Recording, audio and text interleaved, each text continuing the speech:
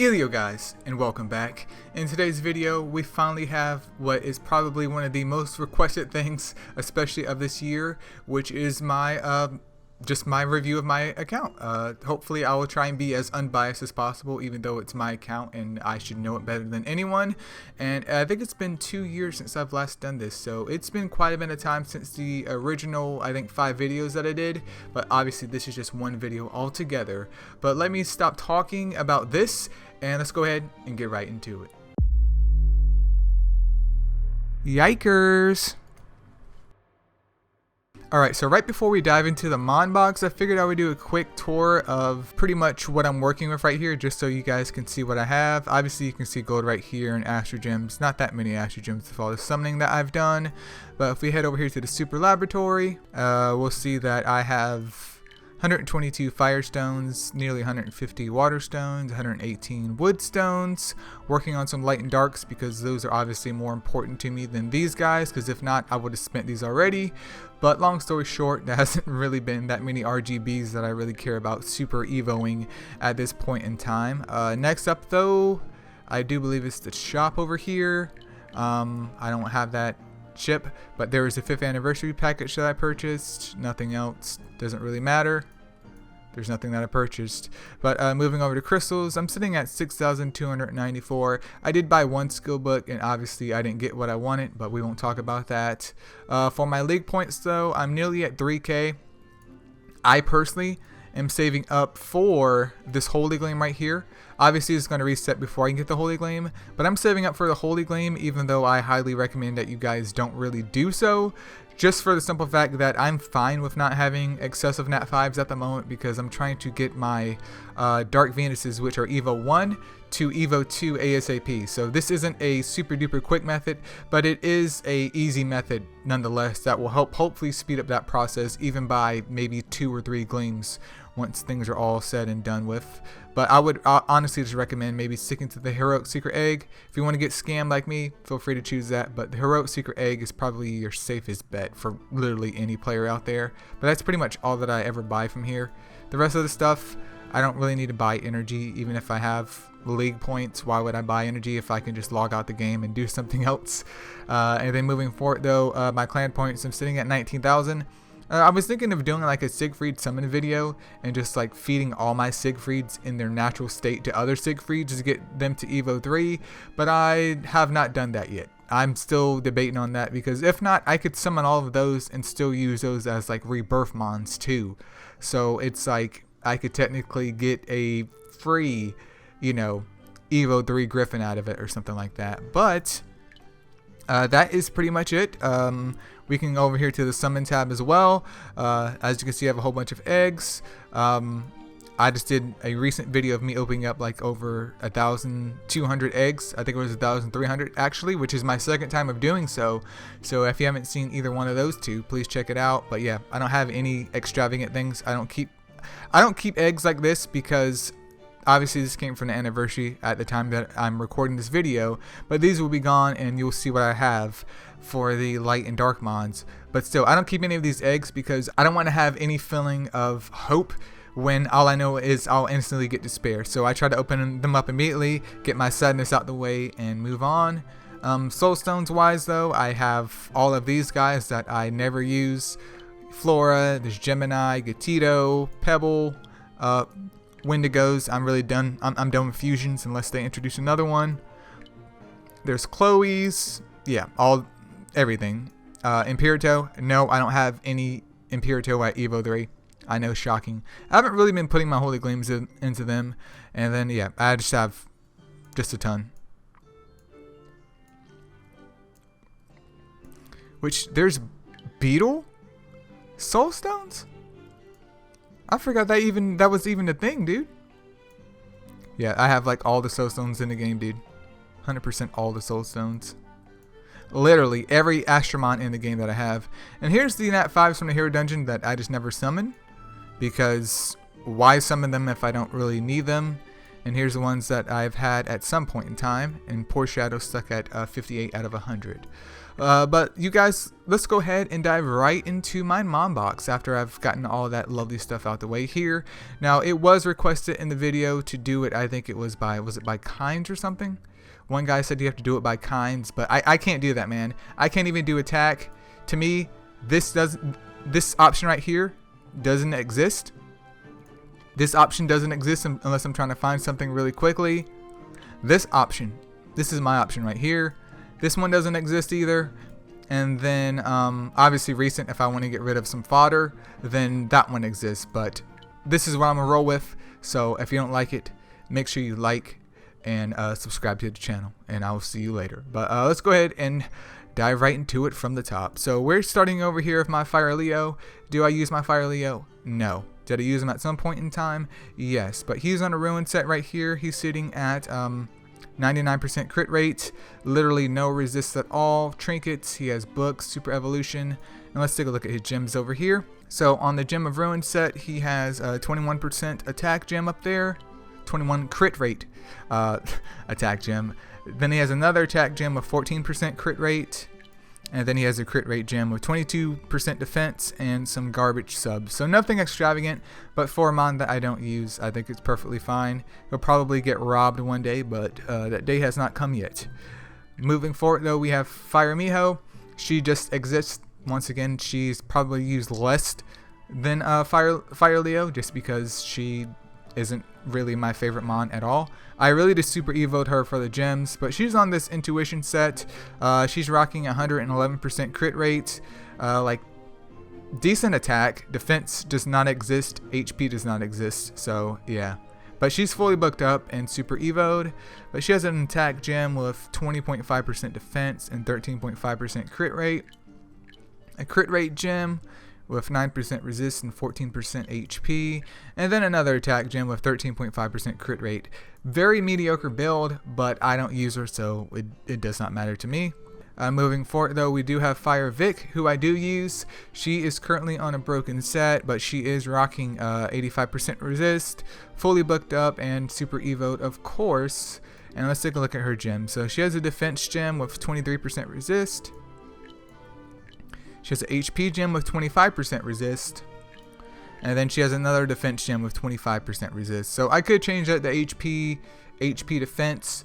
But for right now it works. Enhancements wise though, she's sitting with HP, resist, and defense.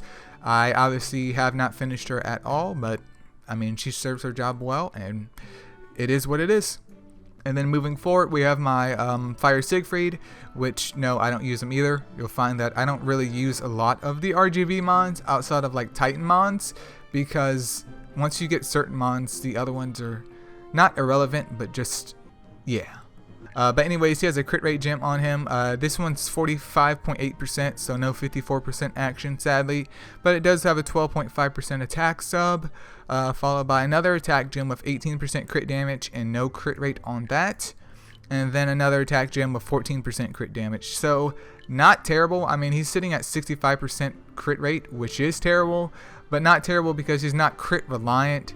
And do I use him at this point in time? No, because Draka does exist. Enhancements wise though, he has HP, crit damage, crit rate, attack, and then HP as well. So I wanted obviously some survivability to him, but also to give him as much damage as possible. But he is a great wave clearer, especially for newer players out there. It's just that once you get Draka, you don't go back. And then moving forward though, we have my Fire Wukong. He is on the world's not worst, but kind of Monka-esque leech set.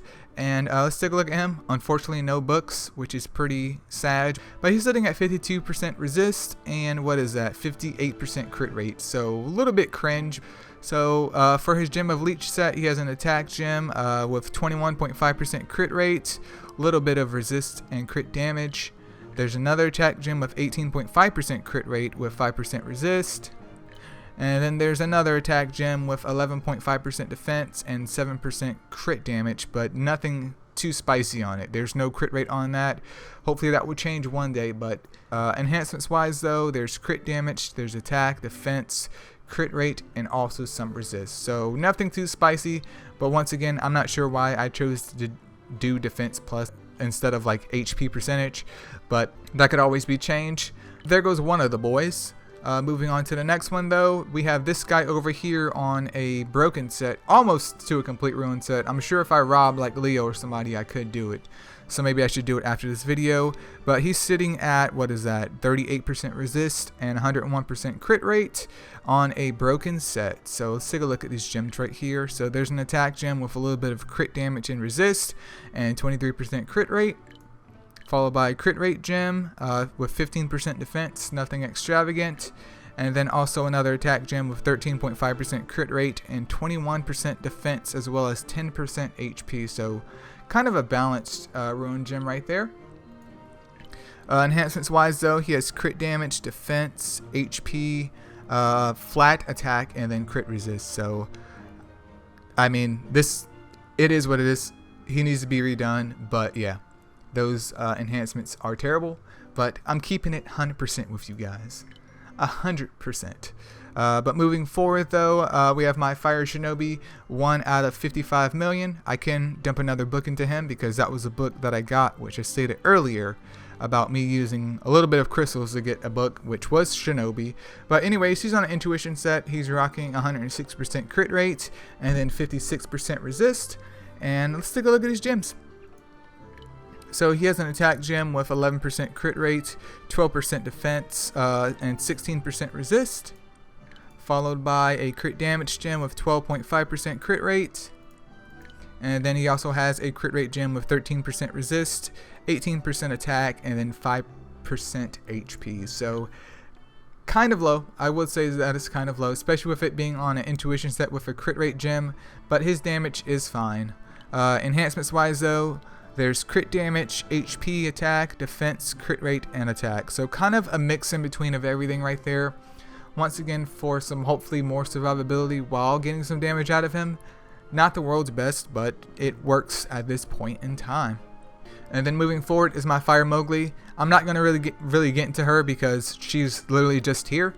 I built her when she first came out and she's just sitting right here. So maybe one day she'll be released by the next mod review, so stay tuned to that.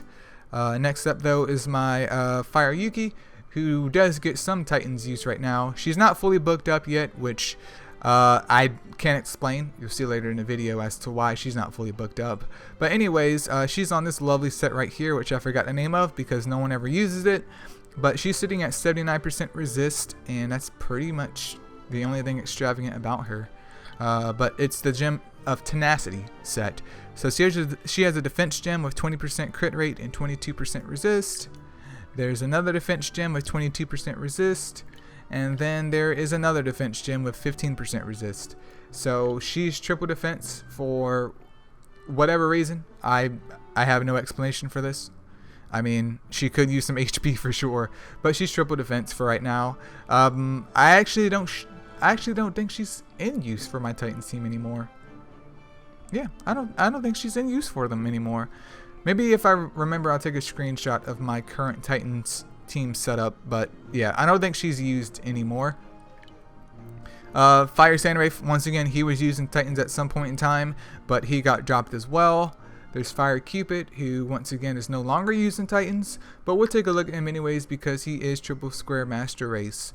He's sitting at 76% resist though, so there's an HP gem with 24% resist. There is a recovery gem with 17% resist, and then there's a defense gem with 15% resist. So nothing extravagant, but it's a broken set that does its job. No trinkets, no enhancements because he's just not being used. And then there is a Fire Cura over here. She's sitting at 78% resist, and I mean that's the only thing I can really point out at the moment. She is missing a trinket, so maybe I should give her a trinket at some point in time. But once again, I don't think she's currently being used. But she's on a Gem of Salvation set because why not? And this HP gem has 24% resist up there, as well as a little bit of defense. There's a defense gem on her with 8% resist, which I don't like because that's why it's plus 12, and that's pretty much it. And then there's a recovery gem with 26% resist. So 2 good gems and then 1 not so good gem, but it is what it is. Moving forward though, there's Fire Cherry. Do I use her? Nope. Do I use her in a Nat 3 league? Nope. Do I ever change my PvP teams? Nope. So moving forward, there's Fire Katin. Good lead. Do I use him? No. So he's just hanging out here on a conviction set. Well, I mean, we could take a look at him because we're here already. So he's sitting at 58% resist. There's a defense gem with 12.5% recovery. There's an HP gem with 9% resist. And then there's a recovery gem with 9% resist. So nothing crazy, just pretty much your basic recovery build. Moving forward though, finally one of the mons out of my fire mons that I actually used. Here is one of my Dracas. I only have two of them. Only have two. She is rocking part of the Arthur set though, because there's no Arthur that I feel is viable for its ultimate evolution. I think I have one that is ultimate evoed, but you have to stay tuned for that. But other than that, I was trying to get dupes for like purse so I can actually ultimate evo one of my purses. But the game was like, congratulations, you can pull everything from purse but that stupid middle dress piece. So you're never going to get that Eileo, so get good. But so this is my Draca right here on the Siphon set. She's sitting at, what is that, 92% crit rate, decent amount of attack, and then like little to no resist at all. But on her Gem of Siphon set, on the attack gem right here, she has 11.5% crit rate. There is a crit rate gem with 54% crit rate and nothing really extravagant. And then there's also another attack gem with 16% crit damage and a little bit of crit rate and defense right there. So nothing too extravagant. She did get that recent upgrade of a better crit rate gem on her. It's just getting better subs on the attack gems that will really matter. Enhancements wise though, there's crit rate, there's attack, HP, crit resist, and crit damage. And her only use is obviously just PvE, because only scrubs bring fire Dracas into PvP, and you never know. I might actually be a scrub. Moving forward though, here's my precious Draca, the only Draca that I care about. She is on a Valor set though, and she does have her Super Ascension skill, which is Devastating Strike. And she's sitting at, what is that, 48% resist and 97% crit rate, so not 100, so utter garbage right there. And you can see that she has slightly lower attack than my other Draca, but if you take a look at that crit damage, that's like 50% more crit damage right there. Like, it makes a big difference. She out damages that Siphon Draca any day, any day. But gems wise though, there's a crit damage gem with 12% attack and 17% crit rate. There's a crit rate gem which is Yikers, so I could actually swap that out with a better crit rate gem and literally hit the max for her crit rate if I really wanted to. But I mean, that one has some attack up there and 14% crit damage.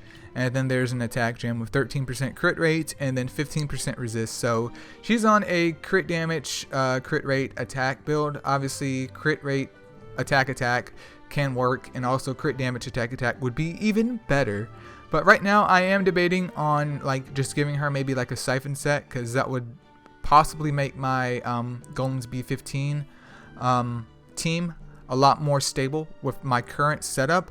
But I've just been like going over the Valor one and being like, dude, this is great, man, this is great. But enhancements wise though, she has crit damage, there's attack, crit rate, HP, some defense, and also some attack as well. I mean, she gets the job done. Once again, just a PvE mon. Moving forward though, we have my third fire shinobi, I do believe. Actually, nope, it's my second one. My second Evo 3 fire shinobi. He is on a leech set, which is absolutely terrible, but hey, I'm here to show it to you guys.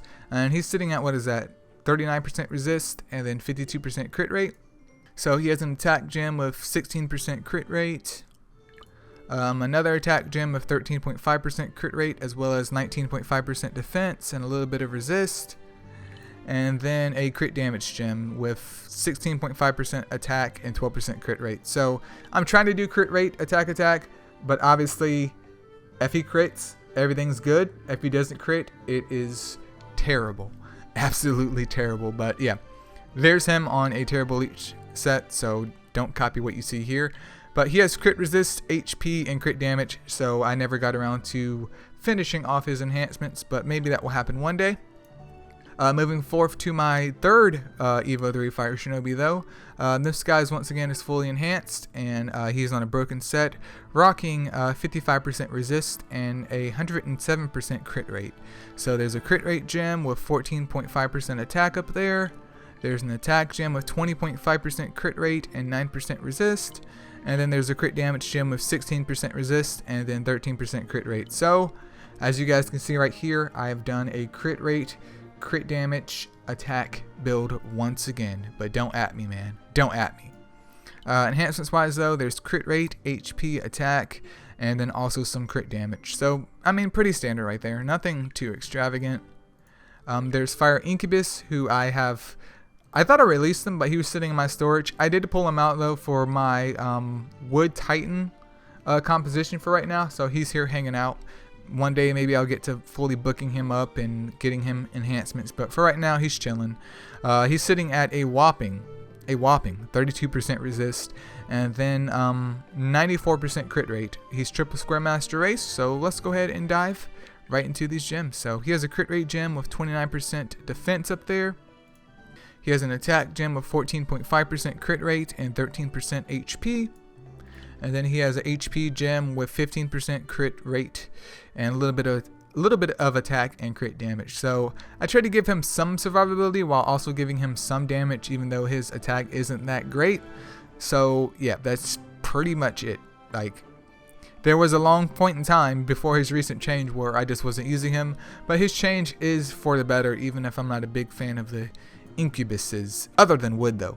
Wood Incubus is Smiley Face Gaming. Moving forward though, we have a Evo 3 Fire Mr. C. And he is on a, what is that? Is it the Gem of Healer set? I can't remember, man. All these freaking gem sets. But yeah, no books on him. He's rocking 56% resist. And let's dive right into him. So yep, it's a Gem of Healer set. He has a defense gem with 9% resist. Then he has a recovery gem with 14% resist. And then he also has another recovery gem with nothing on it at all. So what happened here is I really compromised, just trying to make this set work, even though the subs are poor. And I would probably trade that defense one out with an HP in the future. But I was like, hell, he's Evo 3. Let's just get into it. So nothing extravagant here. HP, there's attack up there, defense, and recovery. Why is attack and defense up there? Well, in case you guys don't know, I'm actually a Pepega. But yeah, that's him. He's a work in progress. Maybe one day he'll be good enough for the world. Moving forward though, we have my Fire Arthur.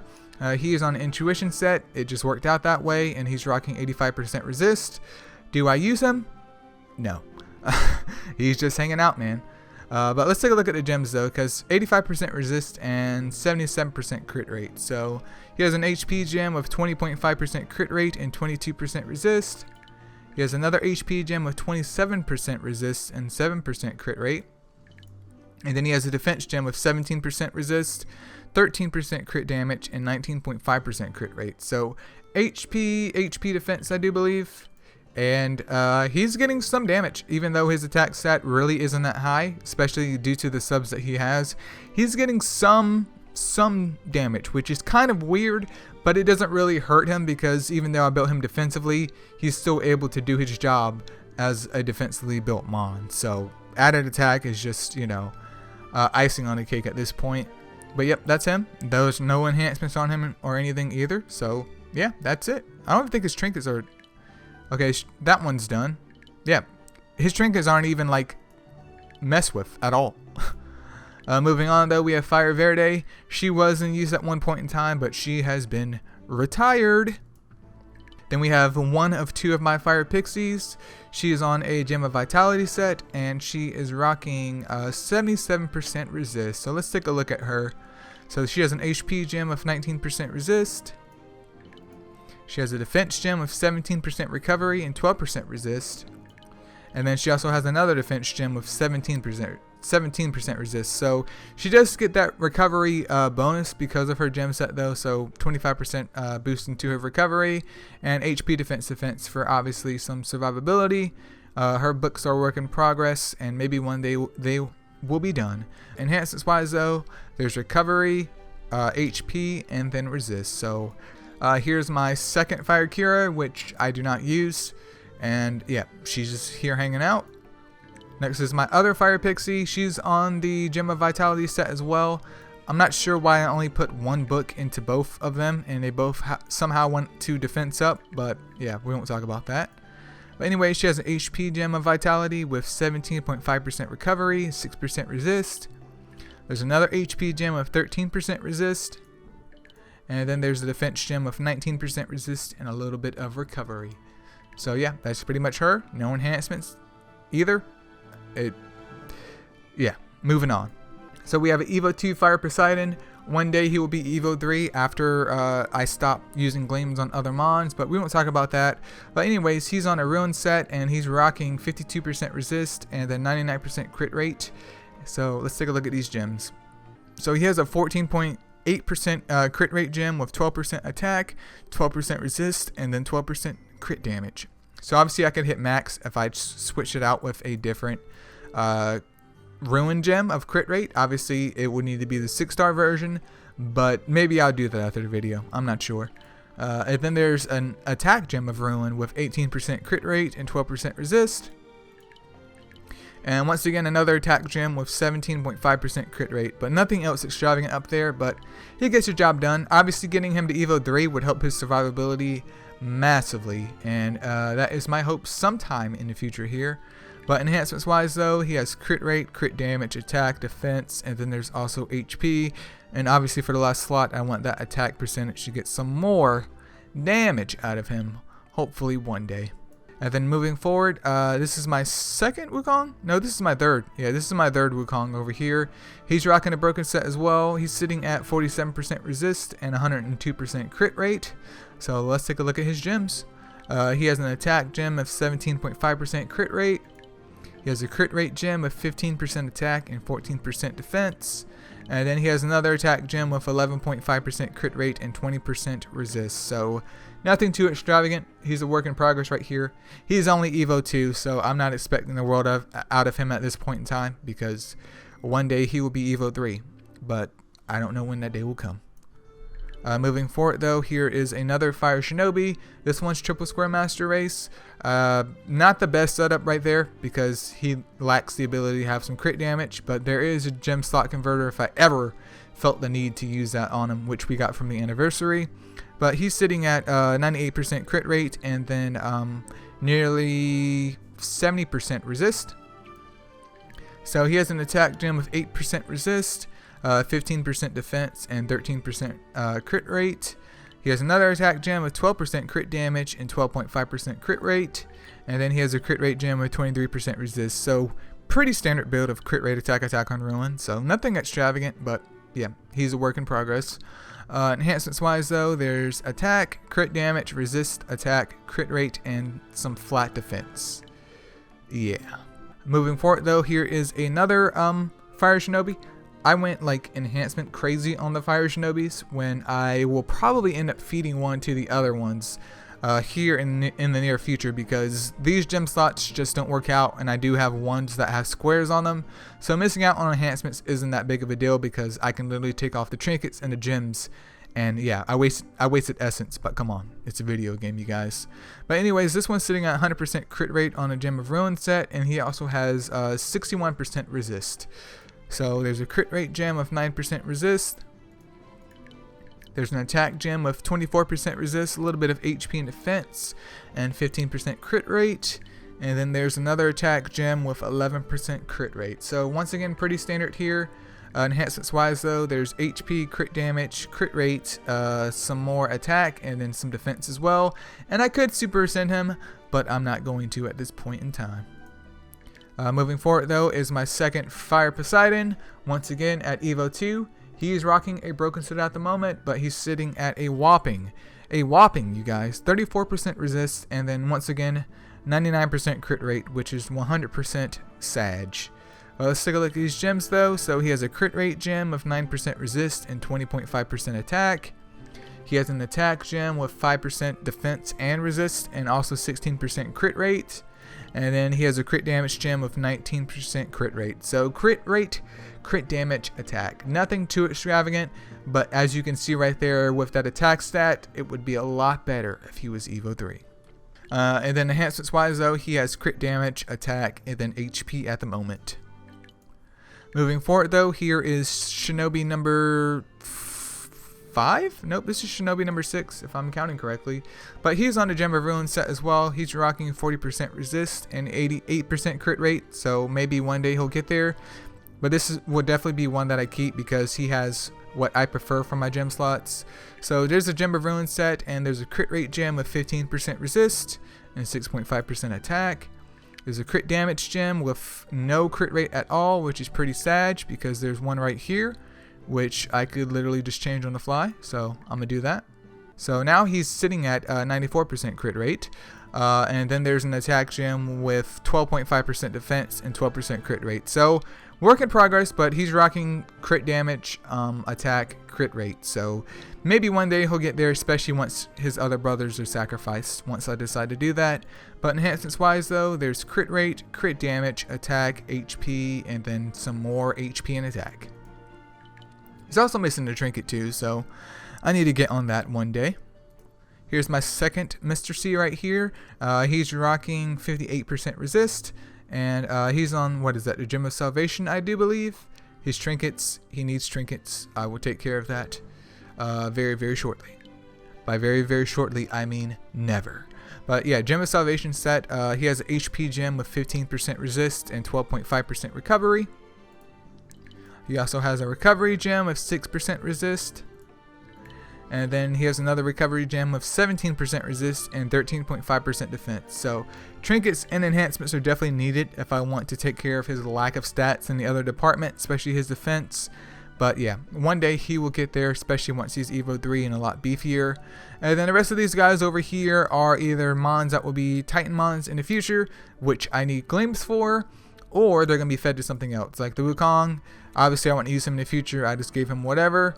Here's another Wukong sitting on a Ruin set, which is actually at 82% and literally like no resist on him at all. But yeah, once again, work in progress. It's just that I got distracted with other pulls, and here are just excess Nat 5s just sitting in my mon box because you will see later on that my storage is full at the moment. But yeah, that's pretty much it for the fire mount, you guys. So let's go ahead and move on to the water ones next. Alright, you guys, so starting off here with the water mons, we have my water Nike. She is super evoed, not fully booked up though. Not sure why I stopped. I think I was at some point in time like building her, and then I ended up pulling something else, and I was like, yeah, I'm gonna build this, and I just never came back. But she's on a Gem of Zeal set right here, only one enhancement, so nothing too fancy. I don't even think her trinkets are done, to be honest. But let's take a look at her set though. So the Gem of Zeal set, she has an HP gem rocking 15% resist. There's a defense gem with 17% resist, 12% crit damage, and also 13.5% crit rate. And then there is a attack gem with 9% resist, 7% crit damage, and 21% crit rate. So kind of a mix here. I went full bruiser on her, trying to get some more damage and crit out of her. Obviously it's getting there, but obviously subs are also a big important thing. But I feel like her resist at 61% and her crit rate at 60% is showing good progress. So maybe one day she will be complete. No point in hitting her enhancement though, because she literally has one. And then next up though is my Water Wild Thing, who is sitting at 85% resist. She's fully booked up and super evoed, and only rocking 2 enhancements at this point in time. I do use her, but I guess not enough to fully enhance her for whatever reason. But on his broken set, she has an HP gem with 23% resist. She has another HP gem with 19% resist. And then there's a defense gem with 14% crit rate and then 24% resist. The crit rate doesn't really matter, but just good, decent resist rolls into everything. So her hitting max resist is pretty much all that I needed her to do. Her HP is looking fine. Her defense is looking fine. Though obviously with trinkets and stuff like that, it would make things a lot better for her in enhancements as well. But she does her job well. She definitely does deserve to be super ascended though. Maybe one day I would do that. And then next up though is Water Bulby. Nothing going on here. Her main and only use was Colossus at some point in time, and now she is just here hanging out. She's on Intuition set though, and she is sitting at maximum crit rate because actually there's no crit reliance on her at all. But I figured since she's going to be there hopefully doing some damage, that I might as well try to get as most damage out of her as possible since she is an attacker type. But on her gem of intuition set, this attack gem has 13% resist. Standard crit rate gem, nothing too extravagant up there other than 11% crit damage. And then there's a defense gem. So she's on crit rate, attack, defense. Doesn't really matter. She serves her purpose, and that's pretty much it. Shelly is another relic here hanging out. I do believe he has been used in the Elemental Tower of Chaos at some point in time, so that's why he still exists in my mon box. But he's on a Valor set here, rocking a whopping 43% resist and a whopping 58% crit rate. Triple Square Master Race Gang, rise up, even though Triple Square Master Race is once again just a relic like everything else. But anyways, he has an HP gem with 19.5% crit rate and 8% resist. There's an attack gem with 7% crit rate and 13.5% defense, as well as 15% resist.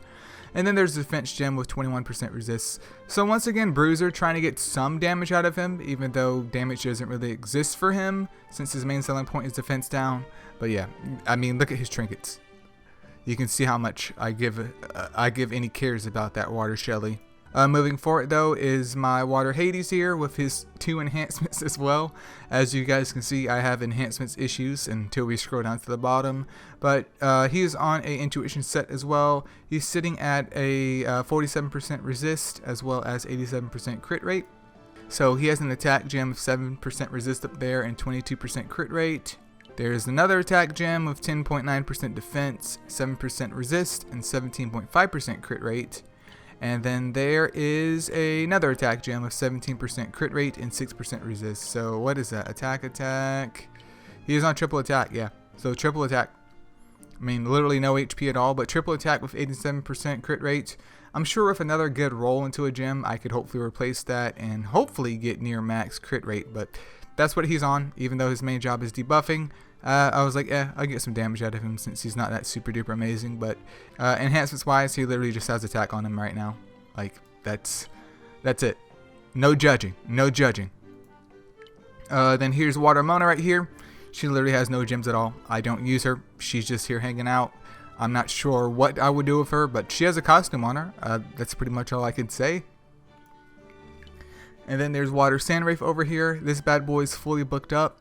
He's rocking a Gem of Ruin set with 99% crit rate. That 1% crit rate is gone, man. Just utter sag. And he's also sitting at 47% resist. But let's go ahead and take a look at these gems. So he's on a Gem of Ruin set right here. Once again, Triple Square Master Race. And he has an HP gem on him with 20% crit rate. There's a attack gem of 14.5% crit rate. And then there's a crit rate gem. So crit rate, HP attack, trying to get some possible damage out of him as well as some survivability. This crit rate gem has 14.5% defense as well as 14% resist. But yeah, trying to get some damage out of him, though his main usage was Titans very, very early on when he first came out. But now it's just for him to just lay the beat down on Colossus because I still think he's awesome on. He's farmable too. Like, I think he's great. And then moving forward though, we do have my Water Hana who is in the process of being fully booked up. Why? Because I can. She even has an attack trinket, so she's DPS mode Hana right here, man. She's going to be the hardest hitting recovery mon in the game. But anyways though, she's rocking a Gem of Salvation set and she's sitting at a whopping 50% resist. Sad face gaming, man. So on her Gem of Salvation set, she has an HP gem over here with 14.5% defense, 12.5% crit rate, and 16% resist. There's another HP gem with 13.5% recovery. And then there's a recovery gem with 14% resist and then 12.5% crit rate, though it doesn't really matter. My main selling point here though is trying to boost up her recovery and also her HP.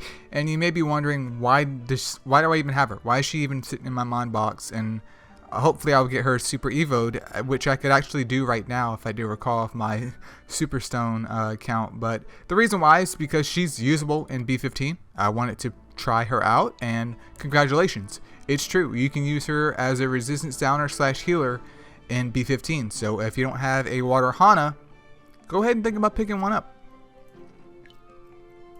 Moving forward though, we do have my Water Sura. Is he used at all at this point in time? Absolutely not. He is on a Gem of Intuition set, but there's no point in getting into it because he has HP, crit rate, and defense, I want to say. So I mean, his main job was just being a crowd controller, and that's literally it. Like, especially as a newer player, he's a mon that you build for that crowd control, mainly his 3-star skill, and then once you get other mons that can do stunning, especially with their AoE type moves, well, congratulations, Sura is no more.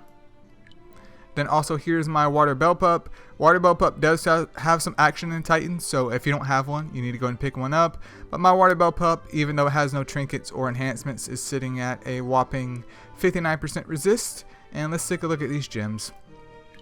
So on his broken set, there's a defense gem over here with 6.5% recovery and 17% resist. There's a recovery gem which isn't fully maxed out, which I should do that because why not? And that has 22% resist up there. And then there's also an HP gem of 19.5% recovery. So pretty standard. I mean, it's a pretty standard healer build right here. I mean, its main job is making sure attack down is applied. Then obviously the healing buff right here. So yeah, I mean that's literally Water Bell Pup. Moving forward though, we have Water Cure, who I'm actually in the process of trying to build another one right now because of my recent changes, which we'll get into a little bit later in the video. But she's sitting at a whopping gross amount of 47% resist, you guys. She is on a Gem of Vitality set, and she does have some enhancements, but no books on her at the moment. So let's go and take a look at these gems. So for her defense gem, she's rocking 20% resist up there, and that's pretty much it. For her HP gem, she has 13.5% defense and 14% recovery.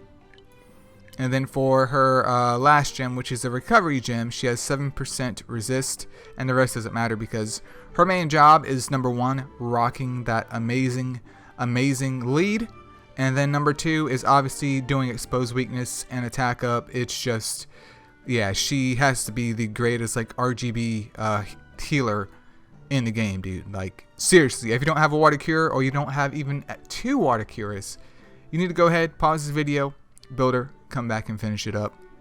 Moving forward though, we have my Water Cartine. Do I use him? He was used at some point in time. Now once again, he's just sitting in my mon box. Maybe I should just release him at some point, but he's there. I mean, he served his job early on in my Titan's career, but now he is just another relic. Moving forward though, we do have one of my Water Baronas who's sitting at Evo 3. She is fully enhanced, so I should go ahead and super extend her, even though I'm kind of debating about saving that for an Acer. But I could still use her because I have 2 Acers, I believe. Yeah, I have 2 Acers and then 2 Wet Baronas. So actually, that could be a good idea. But anyway, she's on a Gem of Ruin set. She's rocking 65% resist as well as 97% crit rate. So let's take a look at these gems here. So crit rate gem, obviously if I had a higher potent one, that would be better. But this crit rate gem does have 16% crit damage on it, as well as a little bit of defense and attack. The second gem is an attack gem with 12% crit rate, 8% crit damage, and 16% resist. And then the last gem is another attack gem with 17% resist, 6% crit damage, and then 19.5% crit rate. So good rolls into those gems. Obviously, if they were 6 stars, that would be even better, but in the grand scheme of things, it does work. And she actually has enhancements on her. So there's a crit rate enhancement, there's HP, there's attack, defense, and then also some crit damage. She probably needs to be redone as well because that flat HP isn't super duper optimal, but maybe one day. Maybe one day. It's not like my Fire Titan hits are super duper amazing at all. And then moving forward though, here's my second Water Barona, who's also Evo 3, and as you guys can see, absolutely no books on her, but she is on a Gem of Intuition set. So let's go ahead and take a look at her stats. Even though she's rocking 121% crit rate and literally like no resist. So she has an attack gem on her with 8% resist and 23.5% crit rate. There's a crit rate gem, pretty standard here. 21% defense on it, as well as 12% crit damage. And then there's a crit damage gem with 6.5% crit rate. Because if I'm at max crit, why not go and slide in that crit damage attack crit rate build? Like YOLO, man. But yeah, that's pretty much her.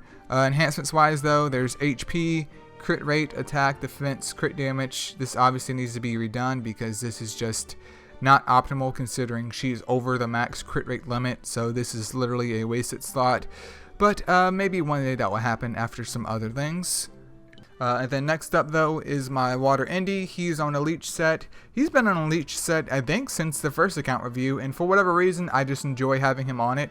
I also use him in my Dimensional Dungeon team as well, so him being able to heal there has been absolutely useful. So yeah, he's just rocking out that leech set and hanging out over here, but he's fully enhanced as well.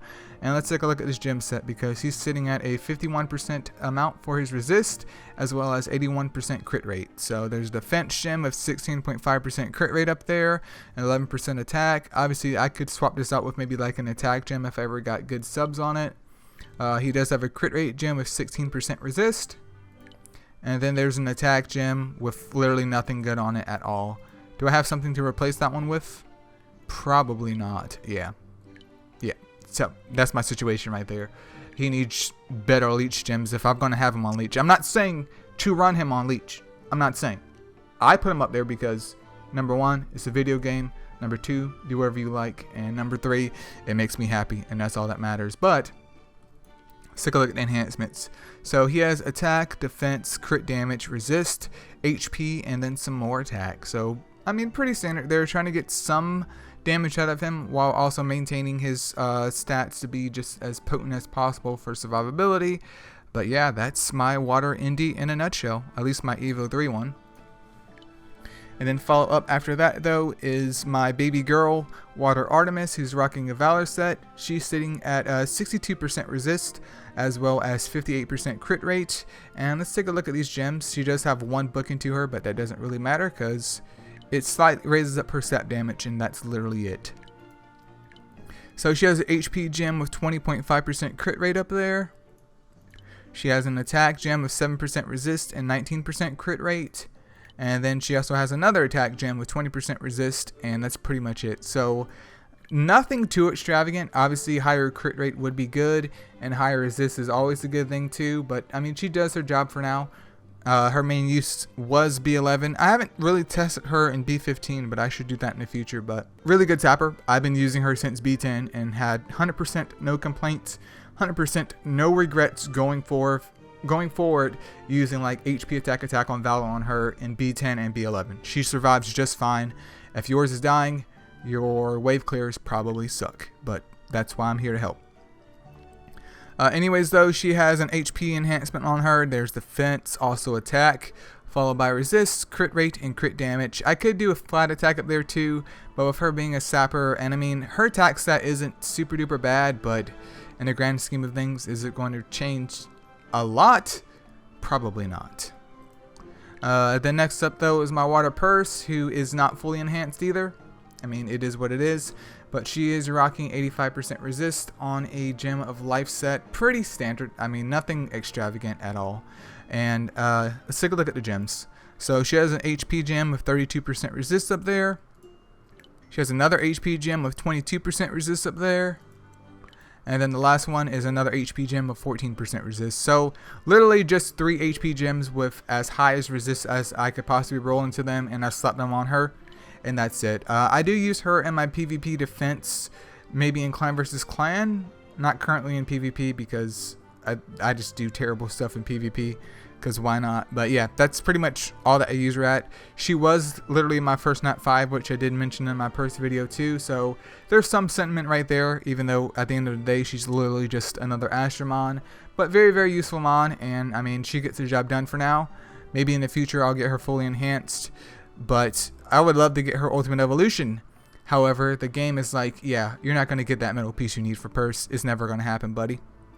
Moving forward though, we do have my Water Harley. Water Harley's also rocking a Ruin set, which I'm actually debating about just going ahead and getting rid of her as soon as like the Acers are maybe closer to Evo 3, because obviously her attack stat is, I think, pretty similar to Acer's, but with Acer being double Courageous Strike, I would get a lot more reliable damage out of those versus her. But on her Gem of Ruin set, she's sitting at 40% resist, and she is also rocking 101% crit rate.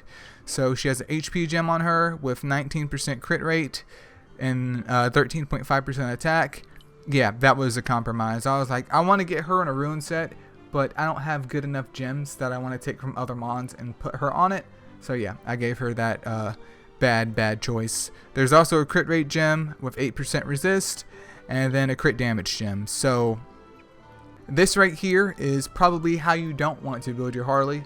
I should just go ahead and delete this part of the video, but since I'm keeping it real, I'm keeping it real, you guys. She's in there, she's hanging out, and she will soonly be replaced. Enhancements wise though, she has crit damage, crit rate, and HP. And I actually think I did replace her gems and gave it to someone else, because I felt like she did have a slightly different build, but it doesn't matter anyways.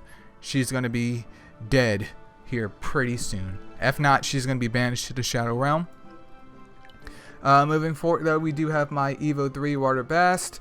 This Bast is on a Bastion set. She's rocking 65% resist and decent recovery stat here. So let's go ahead and take a look at her gems. So she has a recovery gem on her with 23% resist. She has another recovery gem of 13% resist. And then she has an HP gem with 20.5% recovery up there. So all kinds of recovery. All kinds. Enhancements wise though, she has defense, HP, resist, recovery, and of course more defense. She just had very poor rolls into both of her defenses, which is kind of sad, but it is what it is, you guys. And I mean, that's pretty much it. She does her job well. I want to make sure that she can survive as long as possible. And yeah. Moving forward though, we have my second Evo 3 Water Bast, who is on a Gem of Vitality set, fully enhanced as well. She's rocking 71% resist. So let's go ahead and take a look at these gems here. There's a defense gem with 21% recovery and 15% resist. Then there's a HP gem with 20.5% recovery and 17% resist. And then there's a recovery gem. So I did HP defense recovery, even though you could do double recovery on her because her recovery set is just trash. But I figured with the Gem of Vitality set with that 20%, 25% boost in her recovery, that will kind of offset things and still give her some survivability at this point in time. And enhancements wise, recovery, resist, defense, and HP. So pretty standard right there. And then moving forward though, we have my Water Shiva, who's also on a life set. So nothing spicy right here, no books into him unfortunately, and no enhancements either. Once again, maybe one day. But yeah, he's rocking 80% resist, so let's go and take a look at these gems over here. So he has an HP gem with 22% resist on it. There's also a defense gem with 23% resist on it. And then there's another HP gem with 15% resist. There's crit damage and attack, but he's a tank type with literally 2.4k attack, so why even bother mentioning it?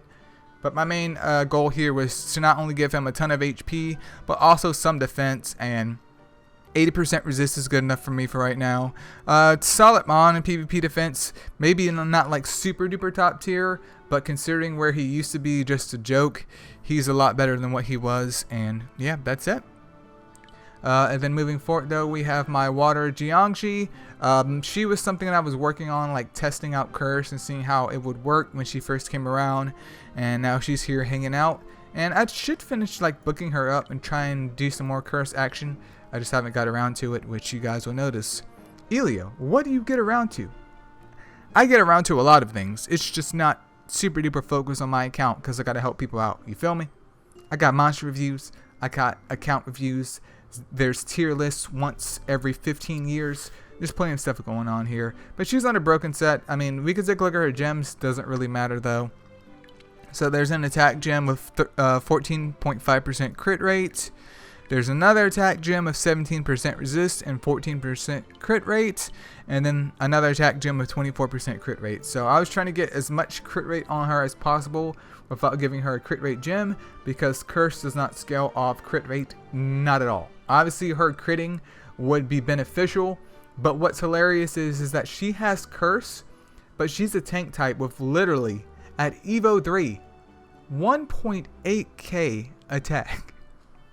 1.8k. What is she gonna do with 1.8k? Spoilers, nothing. Moving forward though, we have my third Balrona right here, obviously no square, so I'm doing what I can with her, even though she may or may not be phased out at this point. Not sure about that. I'm not a Titans expert, so don't at me. But she's rocking 46% resist as well as 60% crit rate. So as we can see here as well, she also has trinkets on her, and she is on a Valor set. So let's go ahead and take a look at these gems, you guys, because I mean 46% resist and 60% crit rate isn't too bad, but it's just a work in progress right here. So she has an attack gem with 18.5% crit rate and a little bit of crit damage. There's another attack gem with 15% resist and then 14% crit rate. And then there's an HP gem with 13% attack, 12% defense, and 17.5% crit rate. So nothing extravagant. She's Evo 2, nowhere near Evo 3. I mean, she needs 2 more Baronas to get to Evo 3. But I think I was in a process of trying to Evo 3 her, and then Acer dropped, and I was like, oh, I'm going to go ahead and head out, man. I'm like, I'm just going to head out, fam. But yeah. And enhancements wise though, she has HP and there's some attack, but there's nothing else that has been done on her at this point in time. Moving forward though is my second water Artemis. This one's at Evo 2.1. She does have some trinkets up there, almost near max enhancements, and she's also rocking that lovely Valor set, but she's sitting at a disgusting amount of 33% resist and then 71% crit rate. So she has an attack gem on her for her Valor set with 20% crit rate. There's a defense gem with 21% crit rate and 10% crit damage. And then there's another attack gem of 13.5% crit rate. So instead of doing HP attack on her, I just did defense attack, and it doesn't really make that much of a difference, to be honest. I mean, it gets the job done for sapping. And once again, I had no problems with getting her through like B10 and B11, even at Evo 2.1. So if your Evo 2 Artemis is dying, once again, maybe you should check out the Artemis review. And then moving forward though is my second water Indra here. Another work in progress, no enhancements on him though, and he is at the baby level of Evo 2.1. But he's rocking 61% crit rate as well as 64% resist on a broken set. So he has an attack gem that has 23% resist and 13.5% crit rate. He has an HP gem with 21% resist and 17% crit rate. And then he also has another attack gem with 20.5% crit rate. So nothing too extravagant, work in progress. Maybe he'll get there one day, but at this point in time, I'm kind of focused on Evo 3 other Indras. So next up though is my water Siegfried. Do I use him? He was used at some point in time in Titans, but now he is just Sag, man. He is just here hanging out in the box. I don't really use him, so I'm not really going to get into him, especially since he's been Evo 2 since the inception of time. But yeah, I mean, that's water Siegfried in a nutshell. And then moving forward though, here is one of my water acers that I picked. I think one of them came from the egg video, I do believe, and then one of them came from the selection card that we recently got with the 5th anniversary, because I didn't have a water acer before that, if I'm recalling correctly, but I could be wrong once I scroll down here. But anyway, she's the work in progress here. There's literally one gem on her, which is a crit rate gem of Valor. So I hope to get her on a Valor set right now and then move her to Ruin if possible in the future. If not, rob one of my Baronas, but probably not. But yeah, she's Evo 2 at this point in time. And then my second one is also Evo 2 at this point in time. Once again, she doesn't have a square slot. Not a super duper big deal, since there is the gem slot converter if I really want to use it on her. But yeah, she's sitting at a whopping of 34% resist and 50% crit rate. Neither one of these are currently being used in Titans at all though, because that super duper baby Evo 2, I'm just like, I'll just stick with Baronas at this point in time until I kind of progress a bit further with them. And then next up is my second water Hades. He's also Evo 2. He's rocking a lovely broken set as well, sitting at 41% resist and then a 58% crit rate. So let's take a look at these gems. So he has an attack gem with 13.5% crit rate, a little bit of crit damage and 13.5% defense. Another attack gem of 9% crit damage, 5% resist and 12.5% crit rate. And then there is an HP gem of 21.5% crit rate and 16% resist. So nothing extravagant at all. That's all I have to say about him. Really no enhancements on all of these mons either. So I mean, it's kind of easy to see which mons I use because they actually have enhancements on them. And other than Harley, they don't have too much sus type gem situation going on with them. But next up though is a Evo 2 Water Bass, which is my third one. She literally has one trinket on her and no enhancements, but she's on a broken set rocking a whopping 44% resist. So let's take a look at these gems though. So she has a recovery gem with 17% resist up there. There's another recovery gem, nothing extravagant on that one. And then there's a defense gem with 20.5% recovery and 7% resist. So once again, a kind of work in progress right here. I just threw gems on her to make her hopefully be slightly efficient for now. But at the baby version of Evo 2, there's not too much benefits I can see with her at this point in time until I can get her closer to Evo 3. And then moving forth to my fourth water bass. This one I've been playing around with. I've been trying to get her on the freaking Gem of Healer set, but things just have not been going in my favor. So yeah, she's obviously the worst one out of the bunch because she's sitting at a whopping 35% resist, and maybe one day she'll get better gems. But yeah, if she's on a broken set, we could take a look at the gems anyways because we're here. But she has an HP gem on her with 14.5% recovery. Recovery gem with 15% resist, and then another recovery gem with literally nothing worth mentioning up there. So yeah, pretty bad. But I think that might wrap up my water Astromon, you guys, because I have a variant Zubaji that's hanging out here.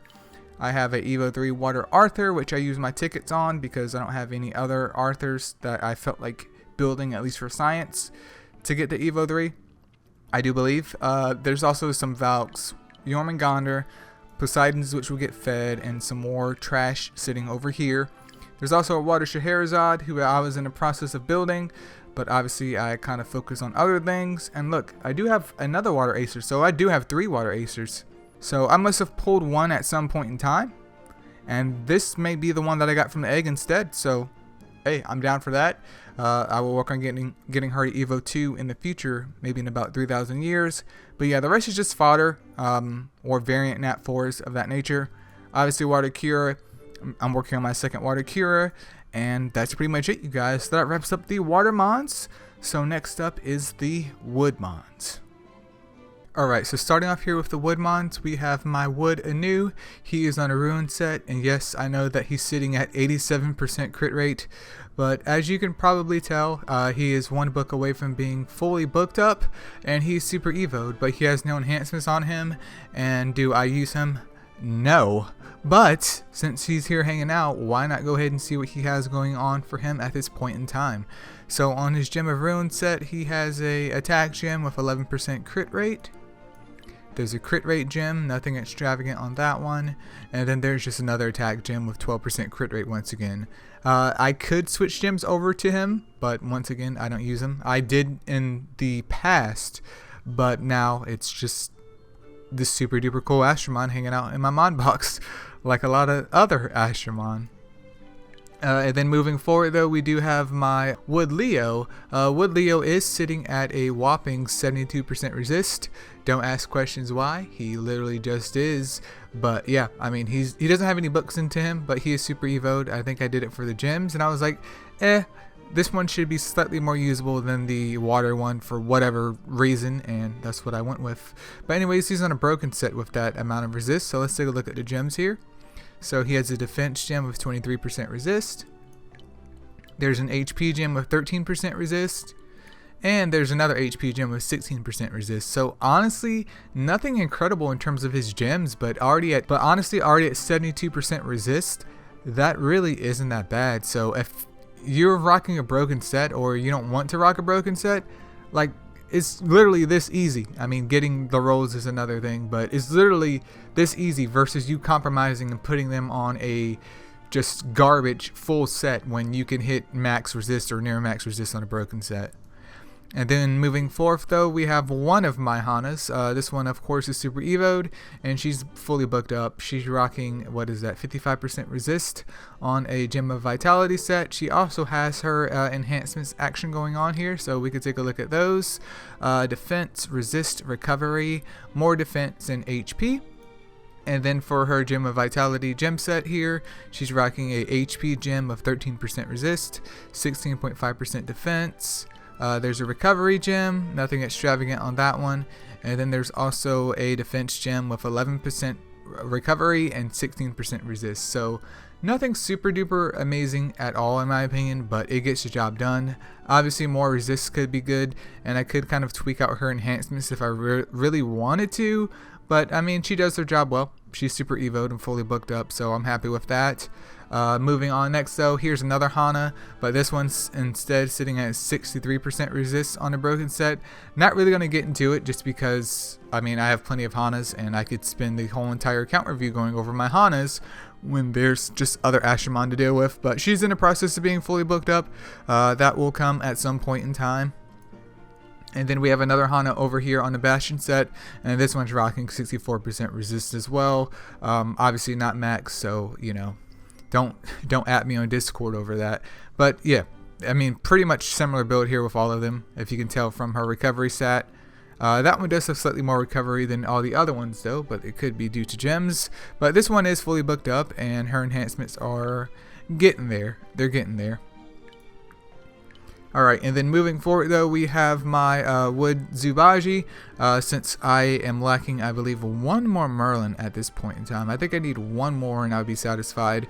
But anyway, she's on an Intuition set, and she is almost fully enhanced out, and she's rocking 85% crit rate, and then 38% resist on this Intuition set. So gem wise, she has an attack gem of 13% crit rate and 8% resist. She has another attack gem with 20% crit rate, and then she has another attack gem with 14% crit rate, and that's pretty much it. So nothing super duper extravagant, but it's so easy on Intuition to hit near max crit that, you know, you guys got to get it together. You got to get it together. She honestly isn't my favorite, even though she's Evo 3 and variant, but she serves her purpose as of right now. However, that investment will like just be destroyed once I can get my final Merlin, whenever that comes. But enhancements wise though, she has crit rate, there's HP, also attack and crit damage. Because her stats already with a 4k defense stat is naturally higher than attackers, and her HP is pretty decent as well, even though she's technically a defender. Moving forward though, we have a Wood Valk. Nothing extravagant going on here either. She is variant, but do I use her? No, so she's just here hanging out. I could put her on a more like max resist set in the future and kind of play around with her, but at this point in time, I have no plans with her. There's also my Wood Lupin over here. I don't know why I think I literally built him to Evo 3 because I like the way Lupins look. For the Astro Guide, got him variant, and I was like, you know what, dude? I'm just going to go ahead and 60 this bad boy. I mean, he has double attack down, which I believe is like Wood Radis, but obviously at a lot more reliable rate. But I don't use him in Titans or anything, so he's just here hanging out, rocking his freaking 69% resist. He said 69. Hey, don't be laughing at that. But for his Gem of Conviction set, since we're here already, he has 22% resist on him for this attack gem. Then he has a defense gem with 20% crit rate and 7% resist. And then he has an HP gem with nothing extravagant up there at all. So pretty much a generic bruiser build right here. But once again, he's not being used anywhere, so I'm not going to say, oh, you should go out and build a Wood Lupin. Build him if you like him. But other than that, he's just here hanging out with everything else. And then moving forward though, we have my Wood Nightmare, who used to be on a Pugilist set, but she got robbed. We won't talk about that, but right now she's on a broken set, rocking 72% resist. So let's go and take a look at her gems. She has a defense gem of 14% resist up there. She has an HP gem of 16% resist. And then she has a defense gem of 22% resist. So nothing too extravagant. I mean, I went fairly tanky on her just for the simple fact that she's a defender type, and I had planned to use it at some point in time. I just really never got around to it, and with the whole meta changing and stuff like that, she's obviously just been on the back burner, which she probably will stay to be honest. But yeah, you can see there's literally like no enhancements besides Titan Mons at this point, and even then they aren't even fully enhanced. Then moving forward though is Wood Kira. I've heard good things about her. I obviously haven't really put her to use. She is here Evo 3, but she's literally just here hanging out. And then next up is my Wood Fibian on a Ruin set. Now don't be laughing at my Ruin set Wood Fibian. He is fully booked up. obviously his biggest purpose was in Titans, but with a 1.9k attack stat, I think I said this in another account review, no matter how you build this dude, he's not going to do any damage. But if I had the gems laying around, I figured, you know what, dude, I'm just going to do it for the lulz. So if he does crit, maybe he'll do slightly better damage, but in the grand scheme of things, it means nothing. I think he was being used, but now with me getting my Wood Scheherazades, he will be phased out, if not already phased. I think one's already phased out, but one of these other ones will be phased out too, and then I'll probably end up just releasing those two because you can always farm them out. But they're really, really good, like starting debuffer mons for Water Titan. But on his Gem of Ruin set right here, rocking a measly 53% crit rate and 34% resist. There's an HP gem with 14% resist on it and 11.5% crit rate. There's a defense gem of 13% crit rate, and then another HP gem with 18% crit rate and literally no resist at all. So I mean, yeah, very, very terrible Wood Phibian, but it's for a reason. And then same thing with this other guy over here, except he's on a broken set and he's not on a ruined set, just for the lulz. But this one is rocking 68% resist, so not bad. Fully booked up once again. And yeah, that's pretty much it. Then moving forward though is going to be Wood Sealer, Triple Square Master Race. This Wood Sealer is rocking 63%. And yes, I do have a recollection of why this one is actually built.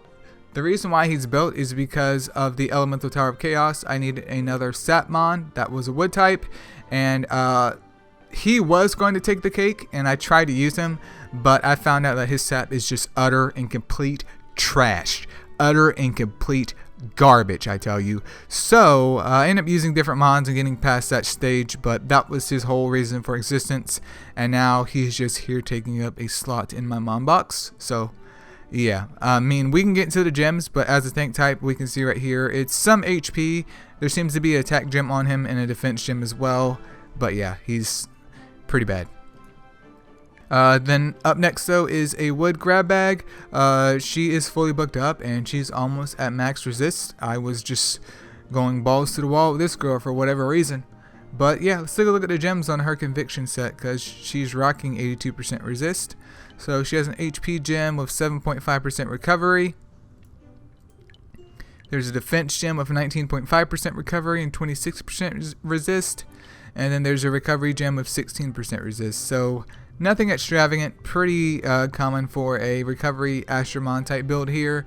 And yeah, that's pretty much it. I mean, once again, her use was focused on the Elemental Tower of Chaos, which her having the ability to apply saps, even though it isn't that great, plus attack up to the squad, is super duper nice in the instance where Minicat isn't going to serve you any purpose because you need some sap damage. So, I mean, she does work. And then moving forward though, we have one of my two Minicats here because of his super duper dank lead, but this Minicat is sitting at a whopping 46% resist on a broken set, so nothing really going on here. Nothing super duper amazing. This one's rocking 32, well actually 52% resist, so we can actually take a look at him instead. Gem of Vitality set on this bad boy. He is missing a trinket, but both of these guys are fully booked up, as they should be, because they are very, very easily accessible. So no excuses out there. But on a Gem of Vitality set here, there's an HP gem of 12.5% recovery. There's another HP gem of 23% resist. And then there's a defense gem with 9% resist. So nothing extravagant, no real good recovery subs up there, but at this point in time, I guess you could say that it works, but it probably doesn't. So yeah. And then moving forward though is my Wood Cherry. I was at some point in time going to build her for the Nat 3 League, and then in my normal casual fashion, I did not, so she's here hanging out, but I did get her to 71% resist, and she's fully booked up as well. So let's go ahead and take a look at her gems real quick. So on her broken set, she has an HP gem of 19.5% defense, 15% resist, and 15% recovery. She also has another HP gem with 15% resist and 14% recovery. And then she has another HP gem with 21% resist and 6.5% recovery because, what is that? She has Adrenaline and a shield. So I was trying to make her heals possibly potent, but we can see right here with the addition to her recovery stat, that's really nothing too amazing, especially with the lack of trinkets up there. So I was trying, but it didn't work out that way. Next up though is one of my wood Garudas. This one's at Evo 2.2. Triple triangle master race right here. He's rocking 39% resist and 67% crit rate. So let's go ahead and take a look at these gems over here. So he has a crit damage gem with 20.5% crit rate up there and 13% resist, which is a yikers because he literally has 67% crit rate. And once again, I could have taken this off here, but I'm here to show you guys just how Pepega I have been. And then there's an attack gem of 13% crit rate and 14% defense.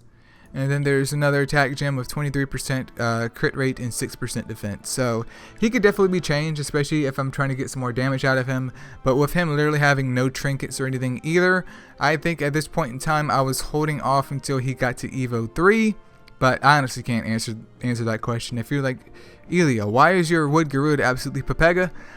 All I can say is I'm just Pepega myself at this point in time. But moving forward though, we do have a wood Yuki over here. She is not fully booked up. She has no books on her at all, but she is super ascended. She's rocking a broken set coming in with 50% crit rate and 65% resist. So let's go ahead and take a look at these gems over here. So she has a defense gem with 12% crit rate and 17% resist. She has a attack gem of 21.5% crit rate and then 8% resist.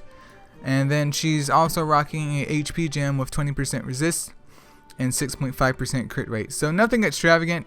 She is on a bruiser build, so trying to get some damage out of her, even though technically with her exposed weakness there's really no damage to be had out of her, because she would never ever get the benefit of her own exposed weakness, because number one, her animation's dirt nasty slow, and number two, it's for her to set up damage for other Astromons. So I was just weird champing out with that one. And yeah, that's pretty much it. No enhancements or anything on her. She's literally rocking this plus 120 flat attack trinket, and that's literally it for right now. So terrible. And then moving forward though, we do have my Evo 3 wood Garuda over here on a Valor set. He's sitting at 61% resist and 106% crit rate. So let's go ahead and take a look at these gems over here. He does have one book into him as well. So he has a crit damage gem with 7% resist and 14% crit rate. He has a attack gem with 21% crit rate and 18% resist. And then he has a crit rate gem. So pretty standard right here. Crit rate, attack, crit damage on the Valor set. Yeah, that's what we do over here. But this gem has 13.5% attack and 14% crit rate.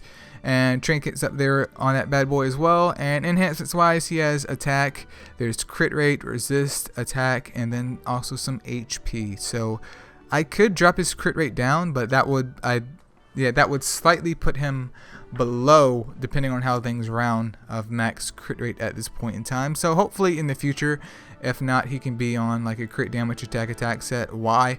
Because you only live once. But yeah, that's at least my Evo 3 wood Garuda. And then moving forward though, we do have Wood Hohenheim, who's Evo 3, and you may be questioning, Eileo, why is Wood Hohenheim Evo 3? That's because Wood Hohenheim is actually a pretty decent sapper with her resistance down and sap combo.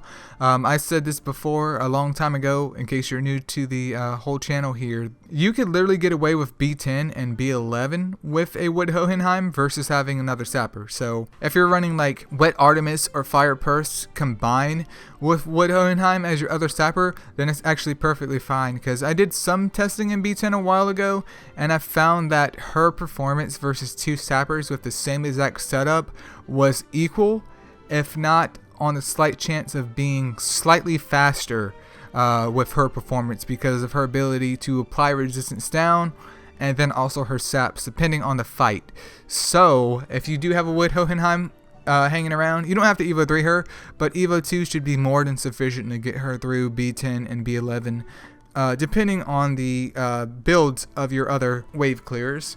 But anyway, she's not a broken set, and she's rocking 42% resist and then 76% crit rate.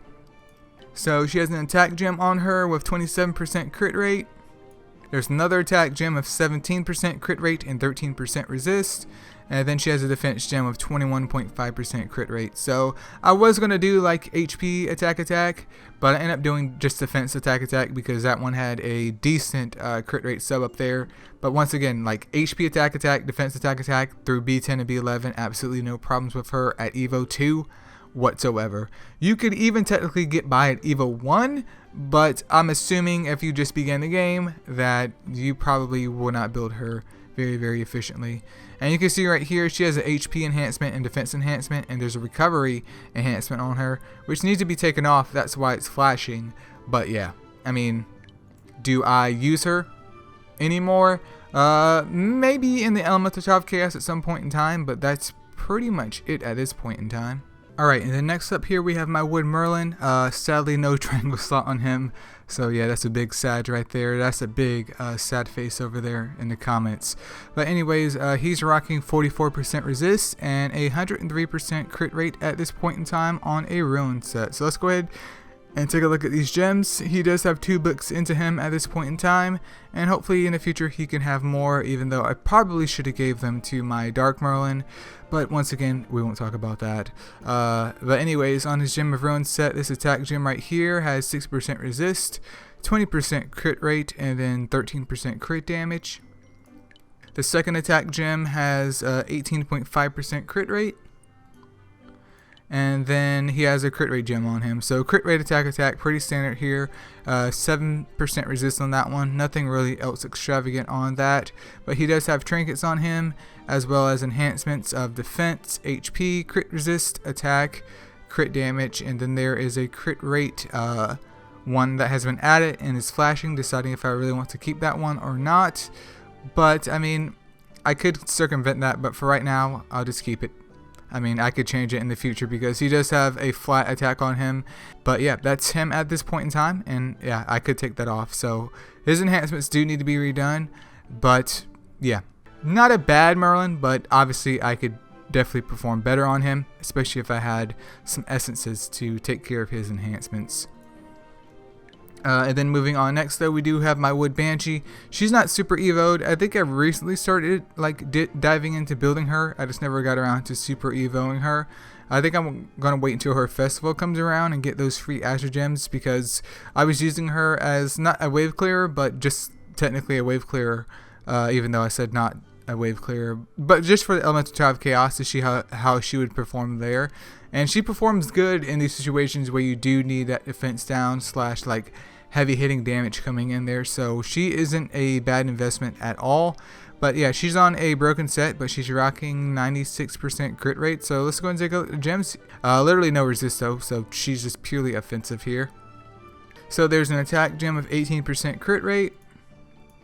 There's another attack gem of 13.5% crit rate. And then there's a crit rate gem of 13% attack and resist. So once again, nothing amazing. She's just here hanging out. And then moving on though, we do have my boy Wood Incubus, which is actually probably my favorite Incubus because she actually works and he's pretty cool. But as I've stated before, my biggest complaint with the Incubuses is that their animation is the world's slowest thing ever. I could literally go to my car while he is doing his animation, run back inside of my apartment, and he will still be in his animation before everything's done. He just needs to have a sped up animation. Like, there's no reason why for it being that dirt nasty slow. No reason whatsoever. Smart Study, you hear me? You need to increase his speed by at least 3,000,000% for his attack animation. Unacceptable.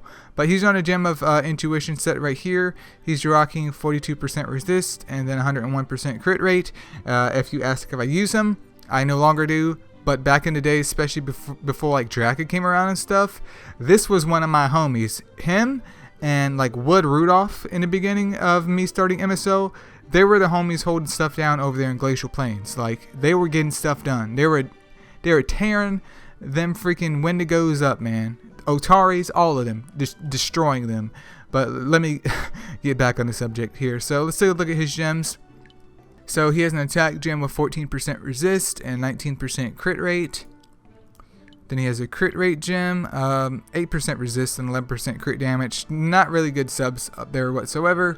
And then there's another attack gem of 6.5% crit rate and 21% defense. So somehow he's sitting at max crit rate with no enhancements whatsoever, and he gets the job done. And that's pretty much all that I needed him to do. And then moving forward though, we do have my Wooden Kidu. He's Evo 3 with 1 book into him. He is still being used, I believe, because I'm missing 1 more Merlin. So obviously once that Merlin comes, this dude's getting kicked to the curb, meaning my investment into Wood Enkidu and also Wood Zubaji was not the greatest, even though technically I do have them for the Astro Guide. But yeah, so if you have like 4 Wood Merlins, I mean, I honestly probably just wouldn't even bother. But if you don't, then you got to do what you got to do. So I did what I had to do. But anyways, he's rocking 42% resist as well. And then he's sitting at 113% crit rate. So let's go ahead and take a look at his gems, because we can see right here he lacks HP and he lacks defense. So anyways, though, he has a crit rate gem with 14% defense and 16% resist. Followed by an attack gem of 14.5% crit rate. And then another attack gem with 14% crit rate and like 5% crit damage. So I'm trying to get some damage out of him, even though he has damage reduction as his 5-star skill, but it normally doesn't really pan out that way. Zubaji just out damages him, and I mean, obviously Merlin's going to out damage him too, but yeah, he's literally just a slot filler at this point in time, which is sad, but that's the way things have to be. And then moving forward though, here's my second Wood Merlin. He is also on a Gem of Ruin set. He does have some enhancements on him, but no books, and he's rocking 46% resist and 101% crit rate. So let's go ahead and take a look at these gems over here. So he has an attack gem with 16.5% crit rate and a little bit of crit damage. He has a crit rate gem of 13% resist and 13% HP, as well as 11% attack. And then he has another attack gem of 17% crit rate, 7% resist. So once again, nothing super duper extravagant. There's no crit damage attack on Ruin action happening over here, just because it's fairly difficult to do, and we'll see later on that that set is given to someone else. One day he will be better. I'm just not sure when. But enhancements wise though, he has HP, there's defense, some more HP and crit rate, and this could obviously be more attack orientated, so he does need to have a redo of his enhancements as well. I get essence and I dump it into resetting other mons and not really these mons right here at this point in time, but I definitely write down like a list of mons I need to redo enhancements wise, just to help tweak their stats and make things even a little bit better. And he does have one trinket on him which isn't even upgraded, because I was looking at his crit resist and saw that it did not exist, so yikers. Moving forward though, we do have Wood Thor, who I invested in quite a while ago. This was before, I believe, the existence of Wood Merlin, if not at the beginning of Wood Merlin's existence. And I, of course, as a up and coming player, was just trying to get me some Titan damage. But anyways, once again, that awkward 42% resist. I don't know why that seems to be my number for resist. You don't want your resist to be 42. You want it to at least be 82. So yeah, don't hate on me for that. But he has 2 books into him. And yeah, that's how I feel about investing into him at this point in time. Just crying like that Titan over there. But he's on a Gem of Intuition set, and he's sitting at 112% crit rate and 42% resist. So let's go ahead and take a look at his gems and his crappy little trinkets over here. So he has an attack gem of 21.5% crit rate and 6% crit damage. Then he has another attack gem of 6% crit rate. And then he has a crit rate gem of 13% resist. So dude's literally sitting at max crit rate with like the world's just saddest subs on his gems over there. So I mean, he's hitting it. He's getting stuff done, you guys. There's nothing extravagant. I mean, 21.5% is a good roll in itself. But yeah, I don't use him. He's just a Nat 4 investment that's still hanging out here in my box. And then moving forward though, we have another of my Wood Hanas. Looks like this is number 4. That is number 4. We've been over her, so we'll move on. And then next up though is one of my work in progresses. Is my Wood Arthur. He will eventually be Evo 3, but at this point in time I do need to gleam up one more Arthur. And you may be wondering, Eileo, why are you building your Arthur to Evo 3? Well, I would love to get his ultimate evolution in the future and maybe play around with that one. If not, I can just move, I think, some of these gems over to the water one and play around with that one. Like, that is my only goal for my Arthurs at this point in time. I don't have a light or dark Arthur on this account, so the RGB, which I personally kind of prefer the water or wood. Not saying that fire is bad, because the fire is actually good, but I'm just more for myself interested in the performance of water or wood with the ultimate evolution, if that could never happen for me. But yeah, that's why he's on a pugilist set.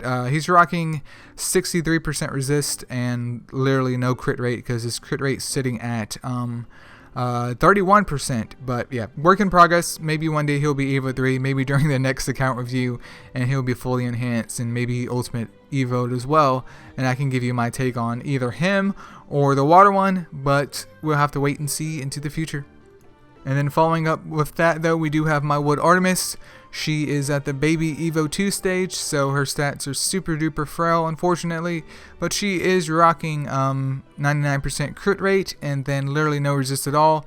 You guys did see her in my first dimensional dungeon video of where I was attempting to use her with a kind of puncture like setup, and while that did work, it only worked to a certain point. So yep, I don't recommend that. Just if you have 2 Merlins or 2 creative strikers, just go in there with those, and it's just a lot more easy and a lot more stable, because you're still going to get destroyed by RNG, but at least more of it is in your control.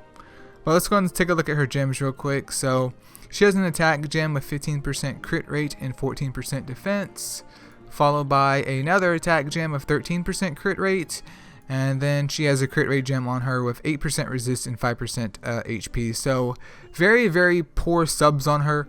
This isn't good work by any means. It was something that I slapped together to test her out in dimensional dungeons, and she does work. Obviously, a siphon set or something of that nature would just be better for her, so she can get to her puncture skill faster. But I used what I had laying around, and it served as a entertainment standpoint from you guys. Enhancements wise, there's crit damage and crit rate on her at this point in time though. Obviously more attack would be way better, but once again, your boy just focuses on literally one mon and forgets about the rest. But then moving forward though, we do have a wood Mr. C. I'm in the process of one day Evo 3ing him as well. Why? Because of science, and that's pretty much my only reason why. But especially with account of my nature and me always consuming my gleams, I'm always in a gleam deficit. I don't have the lovely ability like Ancient Angel to have a million storage of gleams or anything like that. So he's just a work in progress that may never be completed at this point in time. And then next up is with Scheherazade. This was the one either I pulled or she came from the selector. I think I actually pulled this one and I got her to 60, and obviously I want to Evo 2 her and possibly Evo 3 her in the future.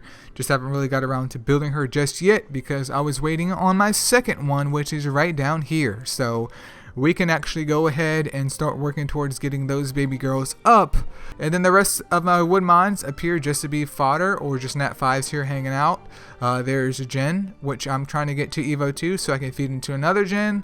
But yeah, the rest are just nat 5s that have kind of spilled over out of my storage.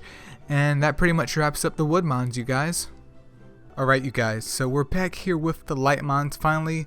Hopefully there's some spice that goes on here, but you've been warned that there may not be. But anyways, we're starting off here with my Light Yuki. This is one of 2 Light Yukis. She is super ascended, she's super evoed, and she's fully booked up.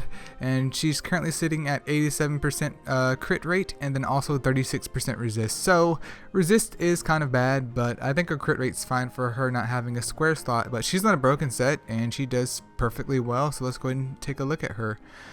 So skill wise though, she does have protection of the falling, so when she dies, which is inevitable, it's going to reduce damage to all allies for that turn in the next 1 turn. So helpful, not optimal, but let's take a look at her gems though. So she has an attack gem up here with 22% crit rate and 8% resist, followed by a defense gem with a little bit of attack and 21.5% crit rate.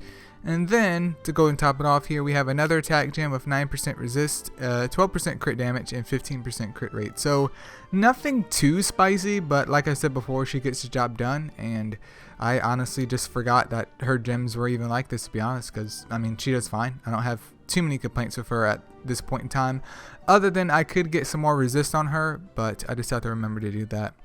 But enhancements wise though, she has HP, attack, crit resist, some crit rate, and also some crit damage. So not too bad. Obviously the HP flat could be replaced with HP percentage, but in the grand scheme of things, I don't think it's really going to destroy her performance more so than her lack of resist. Moving after that though, we do have Light Banshee as well. She is on a Ruin set, and she's rocking a whopping 15% resist, but she is at max crit rate. I don't think I use her in defense at all. Like, I just made her like do some damage for world boss at this point in time. But let's go and take a look at the gems here, because she doesn't have any trinkets, and she literally only has a attack enhancement. So she has an HP gem with 15% resist and 15% crit rate. She has an attack gem with 13.5% crit rate, and then she has a crit rate gem. So crit rate, HP, attack. So I was trying to get some damage out of her while keeping some survivability, because as you can see right here, her attack stat really isn't that great. So it was just whatever I could get her on a freaking set for world boss at this point in time. Moving forward after that though, we have one of my 2 light Nikes. This one's sitting at 53% resist and also 56% crit rate, and she does have all kinds of enhancements on her. She is super evoed, and she's also fully booked up. So let's take a look at this Gem of Protection set. So she has a defense gem with 13.5% crit rate and 16% resist, followed by another defense gem with 17% resist, 10% crit damage, and 7.5% crit rate. And lastly, there's another defense gem with 15% crit rate and 15% resist and a little bit of HP. So nothing too bad here. Pushing close to some decent resist here and decent crit rate, but obviously one of these two could be higher, so it's kind of like a compromisation of both of those. And enhancements wise though, she has defense, resist, crit resist, and some HP of course, because even if she's a defense aggressor, well, she kind of still needs HP for some survivability. And this one is my second one over here. This one is just like complete DPS mode Nike. She isn't fully booked up though, so that's pretty sad. But let's go and take a look at her gems, because she's also on a protection set. So she's rocking a defense gem with 22.5% crit rate, another defense gem with 20% crit rate, and then lastly another defense gem with 27.5% crit rate. So yeah, this is 100% my DPS Nike. Why? Just because I can, and I have no regrets at all, other than not fully booking her up. But enhancements wise though, same thing as the other one. She has defense, there's resist, there's crit rate, more HP, defense, and some crit damage, because I figured, dude, if I'm trying to go for this damage, I just need to go for the damage. And yeah, that's pretty much it. I mean, I think she's fine. There could be definitely some improvements here, especially since her trinkets aren't even maxed out, but we won't talk about that. Moving forward though is Light Miho, who I'm not currently sure if I use or not, other than World Boss. Like, majority of these Light and Dark Mines will be World Boss, but here's Miho. She's on a broken set, and she's rocking 70% resist, fully booked up, and super evoed. At least one of the Miho super evos that I don't regret. You know, of course you get free gems from them, but still, like Fire Miho doesn't really do anything. The RGB Mihos don't really do anything for me. I would much prefer one of these, but we can go ahead and take a look at her set though. So HP gem with 24% resist, a defense gem with 25% resist, and then another HP gem with 21% resist. So nothing too extravagant here, pretty normal at this point. Lack of trinkets up there, not even enhanced. You can tell how much she's being used on this account. Moving forward though, we do have my Light Suck, who is personally a great mod. I picked her as my light and dark Nat 4 selection card, I want to say last year, and I have not regretted one bit. But anyways, she's rocking 80% resist. She is triple square master race on a pugilist set, and she's also fully enhanced, fully booked up, and of course super evoed. So let's go ahead and take a look at her set over here. So she has a defense gem of 14% resist, followed by an HP gem with 27% resist, a little bit of crit damage over there, And then she has another HP gem with 15% resist. So defense, HP on a pugilist set. 80% resist is pretty good in my opinion. Enhancements though, she has defense, resist, crit resist, HP, and then more defense. So I could kind of like min-max these stats if I want to. Maybe I will one day if I have extra essence. But overall, I have no complaints about her. She's a worthwhile investment. And if you don't have a light suck, but you want a light suck, I definitely implore you to consider getting one. Even if you have to wait until the next anniversary, it's totally worth it to me, and I definitely appreciate my light suck. Moving forward though, we do have my light Hana over here. She's sitting at 85% resist, super evoed, fully booked up. She does have 5 out of 6 enhancements. So let's go and take a look at her Gem of Conviction set. So she has an HP gem with 16% resist, followed by another HP gem with 18.5% defense and 17% resist and a little bit of crit rate. And then another HP gem of 13% defense, 6% crit rate, and a little bit of crit damage as well. So, I mean, I was mainly focused on getting her with max resist first, and if I can get a better set in the future, I would definitely exchange it. But for right now, it serves its purpose because I just don't want her going in there with literally no resist at all because, well, she's never going to be able to do anything. Enhancements wise though, she's rocking crit resist, defense, resist, HP, and I'm trying to get a last defense roll over here just to help, you know, balance her out here. But yeah, that's my light Hana. And then moving forward though, we have my light John over here. Super evo, of course, she's booked up. She has some trinkets on her even though they're not enhanced. I could enhance them, but we're not here to talk about that. And she's sitting at a whopping 17% resist and 105% crit rate. So full on DPS John over here on an intuition set and no square slot. Look at that, no square slot. So let's take a look at her gems though. So she has an HP gem of 20.5% crit rate and 13.5% defense. Another HP gem of 17% resist and 7.5% crit rate, followed by another HP gem with 29% crit rate. So 2 of them really have decent rolls, and this one is like but resist on it is literally the only resist that she has at the moment. So enhancements wise though, there's crit rate, HP, crit damage, and then defense. Obviously I want more HP and defense once things can kind of roll into that, and her crit rate thing isn't super duper necessary, but it did help her hit max crit rate, so I could potentially drop like crit damage and maybe do crit resist instead, but we will have to see. Moving forward though, we have one of my mini light Phoenix, so I won't really cover them. I mean, we could take a brief look at their gems, but they were being used for Golem's B10 back in the day when Golem's B10 was like the cap. But obviously now they're just world boss fodder, so easy to book up, easy to build. This one is on an intuition set with more than enough crit rate to make sure that Hunter can go off.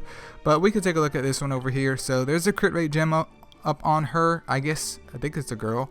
Followed by an attack gem of 21% crit rate. And then followed by another attack gem of 13.5% crit rate, 13% defense, and 7% resist. So nothing extravagant here, but once again, these are literally just world boss fodder at this point in time because you can take a look at their just incomplete garbage trinkets, like no cares in the world. Here's another one, once again on the broken set. This one does have some more resist, and it is rocking 100% crit rate, but look at that HP, man. Disgusting. This one too. I was like, dude, I just want them to have max crit rate, and that's pretty much it at this point in time. Look at that HP, man. Look at that. Absolutely disrespectful. Moving forward, though, we have my light Sherlock, who is part of my current Titan team composition, but she probably will end up being swapped for my light Titan composition because obviously things have changed. But anyway, she's on a protection set.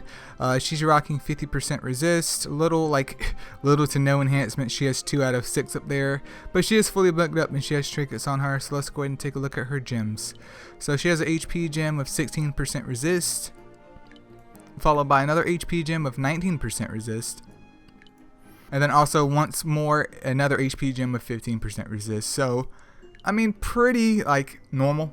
I wouldn't say it's extravagant or beautiful or anything like that. It's pretty average at this point in time, but yeah, that's my light Sherlock. She also has HP and then defense percentage, and this is my only Sherlock because she came around one time before like smartstudy decided to make her behind a paywall, and I think she's a great mod, but is she like super duper necessary to your account? I would have to disagree with that. But I mean, she has done her job with her exposed weakness setup for my Dark Andrew, so I have no complaints about that. And then next up though is Light Jack, which is kind of fitting since Light Jack has returned for the whole Halloween event.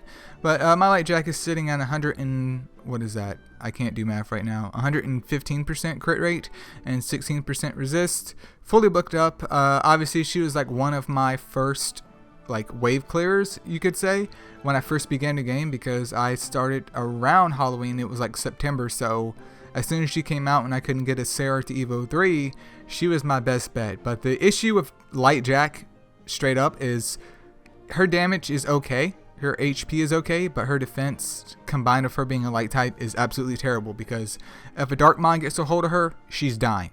Like, there's no fighting it. She is going to die, especially because she has Hunter, so she needs that crit rate for her morale boost and Hunter to activate. So she already has a crit rate gem on her, making her already frail. Obviously trinkets can help with that, but it can only help so much.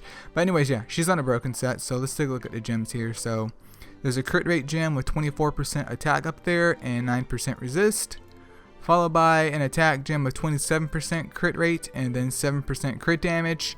And then she has another attack gem with 12% crit damage and 13.5% crit rate. So depending on my rolls, I could eventually put her on like an intuition set with crit damage, attack, but I honestly just never found it necessary because it is Light Jack. Like, why would I want to waste my gem quality of a set like that and give it to her when I could give it to someone else? But, you know, nowadays she is just world boss fodder. And then moving forward though, we have my Light Valk here. She's a work in progress, so her gems are incomplete. I'm trying to get a decent set on her, but obviously things don't tend to go my way at this point in time. So in the future, hopefully she will be built. It's just that right now she's in an awkward stage, so there's not really too much I can say about her.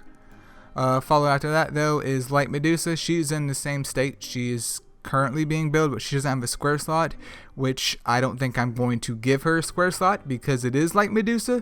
But if I can get her with max crit rate, I mean on an intuition set, then I'm perfectly fine with that, because once again, hint hint, I'll just use her for world boss at this point in time, so she's not totally wasted and sitting in my mod box rotting. And then moving forward though is Light Boltwing, who is being used in Titans. I do need to super evo him hopefully in the future here, but he's sitting at 26% resist, which I know is beautiful, and also 133% crit rate. Why is his crit rate that high? Well, we are about to find out. So he has a crit rate gem with 9% resist and 17% crit damage. He has a crit damage gem with 20% crit rate and 17% resist. And then he also has an attack gem with 18.5% crit rate. So if I could get a decent roll into like a square slot of an attack gem, I'm pretty sure I could drop that crit rate gem and put that in there and still be near max. And obviously I'll just give him an enhancement slot for that last bit of crit rate if I have to. That's the plan. Have I gotten around to it though? Because this dude doesn't even have trinkets up there. Well, you know, things happen, and yeah, so he definitely needs to be tweaked, because look at his HP and look at his defense. It is just disrespectful, especially for a mon that's being used in my Titans team. But just keeping it real here. And then moving forward though, we have my Light on my OG. She is variant, which is pretty cool. No books in her though, which I don't really have any books into any Nat 5. That's, I mean, like maxed at least, but you know, hopefully one day I'll get there. But she's sitting at 51% resist. Right now she's on the pugilist set, which I'm trying my best to tweak to get higher resist out of, you know, even if it comes to me replacing a gem. But we all know how hard it is to get a decent pugilist set going here. But she has an HP gem of 7% resist, which is why this isn't max, because that is literally nothing. Followed by a defense gem of 20% resist, and then a flat HP gem with 15% resist. So nothing extravagant here. It is a flat gem, but decent resist on it is far better in my opinion than this gem, because 7%, what's that going to do for me? Nothing. Enhancements wise though, she just has a resist sub, and yeah, that's it. I'm slowly getting there, guys. I'm slowly getting there. She's slowly being tweaked. Next up though is this abomination right here, Light Sand Wraith. Just not one of my favorite Astromon, to be honest. A tank type with Courageous Strike with a 2.4k base attack.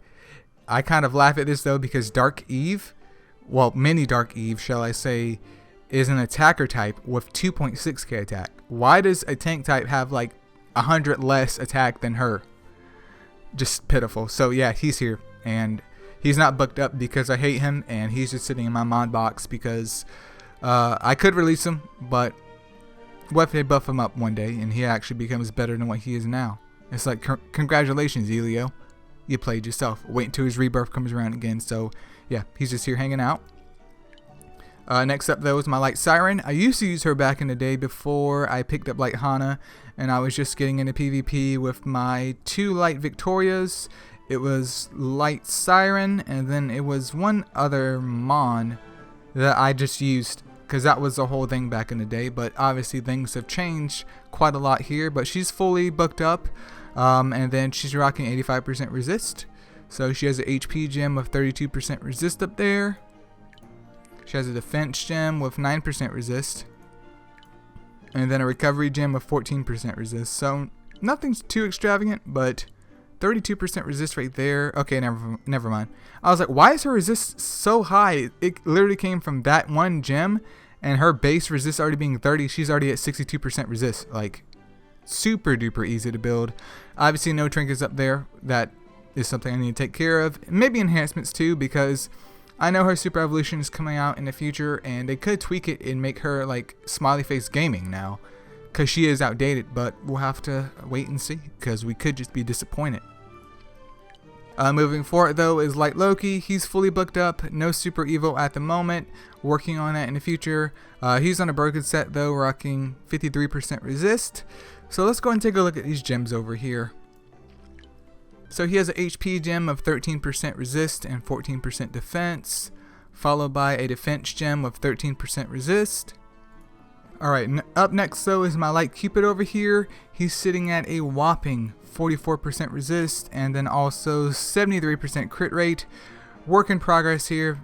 Slowly things are coming together for him, so go ahead and leave a prayer in chat that my Light Cupid one day gets better, because he's working it, man. It's just the gems are like, nah, playa. Nah, we want to make sure that you have literally no resist on him and nothing but damage from your Light Cupid. We want him awkward AF. But he's 2 more books away from being fully booked up. No super evolution at the moment. That is coming in the future. Obviously a lot closer in the future than Light Loki, but we won't talk about that. But let's take a look at his gems up, because he's on a broken set at the moment. So he has a defense gem with 12% crit rate and 14% resist, followed by a defense gem with 23.5% crit rate, and then another defense gem of 19% crit rate. So he was going to end up being another like fully just damage Light Cupid, which is kind of weird, because even though he is a defense aggressor, I mean, his main job is survivability, making sure that he can get his zeal off. So even if I had max damage on him, his main selling point isn't damage. That is just a byproduct. It's making sure that Zeal can get off for the whole entire squad. So obviously I'm kind of shifting gears on that, because unless I can get some like dank rerolls into my resist, or get resist subs on his pre-existing gems, well, Ruin isn't going to mean too much at the end of the day. But enhancements wise though, he has crit rate, defense, HP, crit resist, and of course more defense. So yeah, hopefully he will be better the next time we visit him. But once again, just a great mon, and his books are just absolutely smiley face gaming, dude. Absolutely beautiful. And then moving forward though, we have my baby sharks over here. I'm obviously just going to show one of them, and we can just skip the others because their main selling point is just Titans. He is the great value version of Dark Venus. Obviously Dark Venus is dark and he is light, but if you can't get a hold of anything else, you got to use what you can use, and it is baby shark do. But anyways, this one's sitting at 71% resist, so let's go and take a look at his gems on this broken set right here. So there's a defense gem with 25% resist, which I could totally take off and give to Cupid, followed by an HP gem of 13% recovery, and then there's another HP gem of 13.5% recovery and 16% resist. So I could definitely rob him, but you know, but yeah, that's Baby Shark. Really no enhancements on him at the moment. He is fully booked up, and that's about it. So I'm gonna go ahead and skip these guys over here. We can click on them. There's just so you guys can see what they're working with. But yeah, I'm not going to go into detail about them because there is more stuff over here in this mod box. Moving forward though, here's one of my 2 light Nezas. This one's on a broken set, but she is rocking 67% resist. So let's go and take a look at her gems. So she has an HP gem of 29% resist, followed by a defense gem with 23% resist, and then another defense gem with 15% resist. So not super duper optimal, and she does lack trinkets, which is very, very bad because I do use her in Titans, and that just adds extra survivability. But let's just say by the time you guys see this video, she will be corrected. Smilers. But enhancements wise though, she just has HP and crit resist at the moment. I'm getting to enhancing her hopefully one day, but she is fully booked up at least. I can say that. This is my other one over here, fully booked up as well. At least she does have trinkets on her. Are they enhanced? Moving forward. But yeah, 71% resist. So let's take a look at the gems over here. HP gem with 19% resist and 12% crit rate. The crit rate isn't important at all. Another HP gem with 16% resist, and then a defense gem with 27% resist. So not bad at all. Not bad. That crit resist though, very, very bad. Enhancements wise though, she has defense, HP, and then also just resist. So obviously I need to step my game up on that. And then moving forward though, we have a light grab bag. She's fully booked up and she's rocking 71% resist. I think at one point in time I was being Pepega and trying to use her in Titans, and obviously that didn't work out too good. But she has been useful in the Elemental Tower of Chaos, so if you have one and you haven't used her, maybe in the Elemental Tower of Chaos, depending on your team compositions, she could be actually useful for you. But that's why mine is the way that she is at this point in time on this broken set. So let's take a look at her gems right here. So she has a defense gem with 12.5% recovery, for HP gem with 20.5% recovery and 9% resist, and then a recovery gem with 25% resist. And what does she have? She has adrenaline, so she can heal herself when attacking. So yeah, I try to build her defensively, but also give her some recovery because her recovery is absolutely trash. And the thing with tank types especially is if they have a recovery move, you want to make sure that once they get their freaking recovery move off, it doesn't heal like garbage. So that's why like recovery is recommended on tank types, especially with recovery this low. Like you just don't want her to get to her 5-star skill and it be trash, because what's the point? Moving forward though is my second light Yuki. This one over here is on a rune set, and she's sitting at 100% crit rate and a whopping 21% resist. That is a yikers. And you guys may wonder, Eileo, how in the world do you make it to heroes? Well, I'll tell you. You go to the PvP, you hit auto, and you pray to the gods. But yeah, let's take a look at her though. She is super evoed, but not super ascended at the moment, and fully booked up, and she does have enhancements on her as well. So she has an HP gem of 19% crit rate, followed by a crit rate gem, and then she has an attack gem. So HP, attack, crit rate right there. Nothing wrong with that in my opinion, and yeah, that's her. That is her. Enhancements wise though, there's resist, attack, crit resist, defense, some more attack, and also some crit damage. So she could be tweaked a little. I definitely do agree with that, but right now I am okay with her. Moving forward though is Light Hohenheim, who I haven't really used at all. She is a fusion mon, and it was terrible getting her fused. I mean, I have a Dark Merlin too, but I think Light Hohenheim's fusion tree is just slightly worse than Dark Merlin, and I find her, at least in my opinion, a lot less useful than Dark Merlin. But since I'm a collector, you gotta do what a collector has to do and get this baby girl, and she is here sitting at Evo 3. She's rocking 60% resist though, so let's take a look at these gems. So she has an HP gem on her with nothing extravagant, followed by a defense gem with 26% resist, followed by an attack gem with 26% resist and 13% crit rate. So I try to give her like a bruiser-ish build, just to get some damage out of her, because with a almost 4k attack stat, it's like, why not? Even though SP Siphon and attack up isn't directly related to damage, once her attack up is applied, hopefully I can get some damage out of her. But that was my whole goal with her. But at this point in time, she's not really being used. Maybe I do use her in Champions League, but I guess it just depends on how I feel on that day. But moving forward though, because she does like enhancements, we have my Light Griffin over here. He is super ascended with the weakened skill, which they recently changed, which I'm down with. He does have one skill book into him, and that's been it, but he has trinkets on him as well, and he's sitting at 61% resist on a Bastion set. So on his HP gem, he has 16% resist. On his defense gem, he has 16% resist. And then on his HP gem, he has 8% resist and 20.5% attack, which is pretty decent, even though he's not really built to do any damage at this point in time. He was on HP attack, but since I had decided to also try to use him in Golden's B15, I need to switch that up, because if he's by himself and he's on HP attack, he's confirmed to die in that first wave.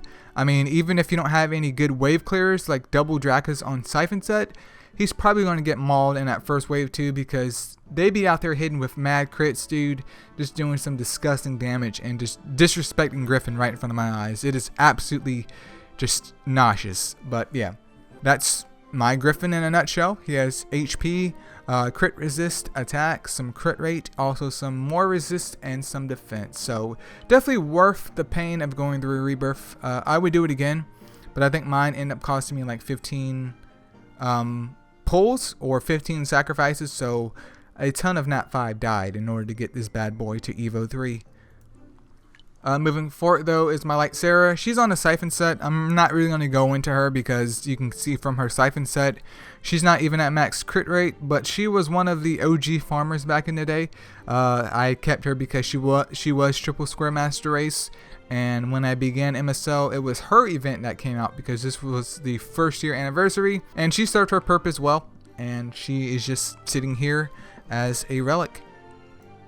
And then moving forward though, we do have Light Spinks, who I tried to build on a pugilist set. Have I actually ever used it in PvP? No. This was just a science type thing because of Elemental Edge and Seal, and this is the result at this point in time. Maybe one day I'll use him in PvP just to see if there's any fun to be had with him, but at this point in time, of course, he's world boss fodder, and he's sitting at a whopping 33% resist and then 62% crit rate. So let's go and take a look at these gems right here. So he has a defense gem with 14% crit rate and 20% resist, which is pretty chunky. I could actually like rip this off of him and give it to my OG.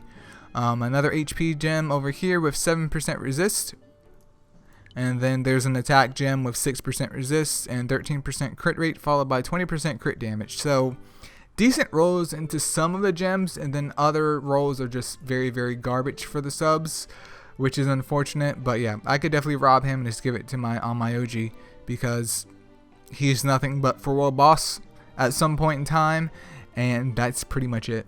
Moving forward though, we have my Light Siegfried over here. He's rocking a Gem of Ruin set. He does have all his enhancements, and he has one book into him currently.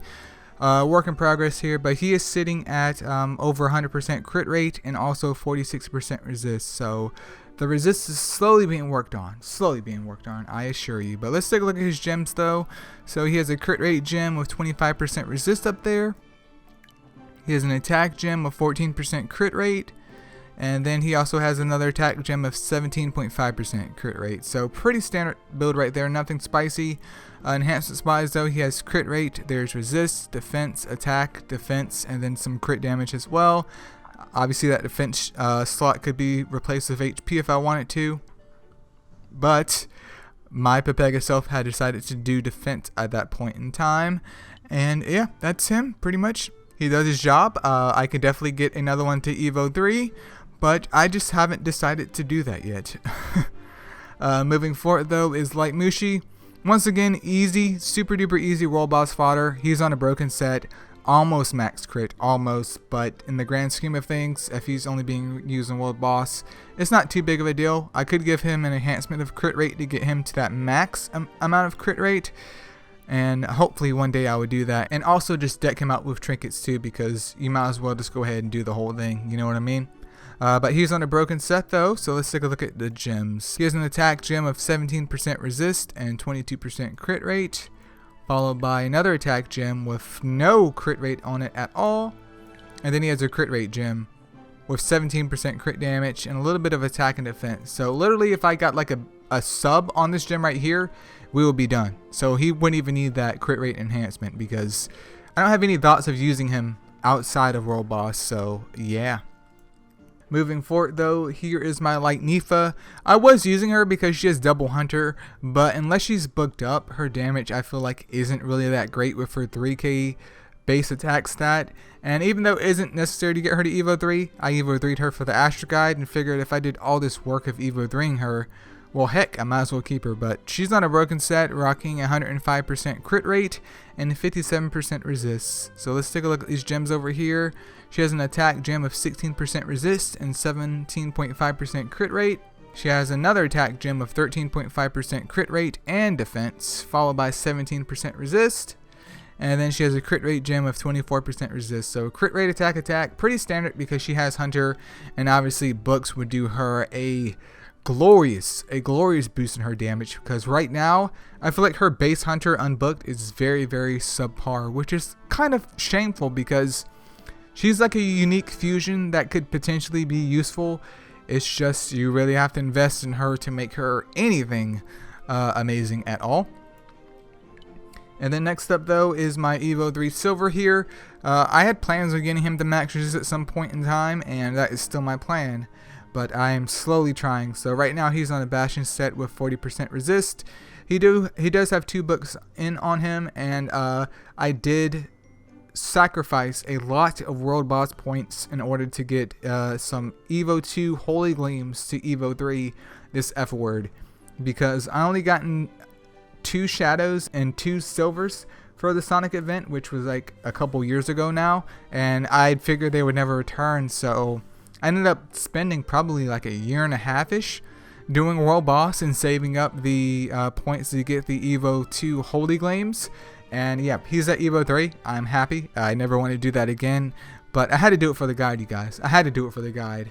But we can take a look at his gems though. Obviously his trinkets aren't even like max or anything because he's sitting at 8% resist, well crit resist, and enhancements, he only has an HP enhancement on him. But he has an attack gem on him of 17% resist, an HP gem of 9% resist, and then another attack gem of 13.5% crit rate and 14% resist. So HP attack isn't necessary because he's a balanced type. And even though he's a balanced type, he has 2.7k base attack and 3.1k defense. He obviously, this leans more towards being defensive with his SP siphon and damage reduction, but I was just trying to get together some type of Bastion set for him at this point in time. So I definitely do want to deck him out.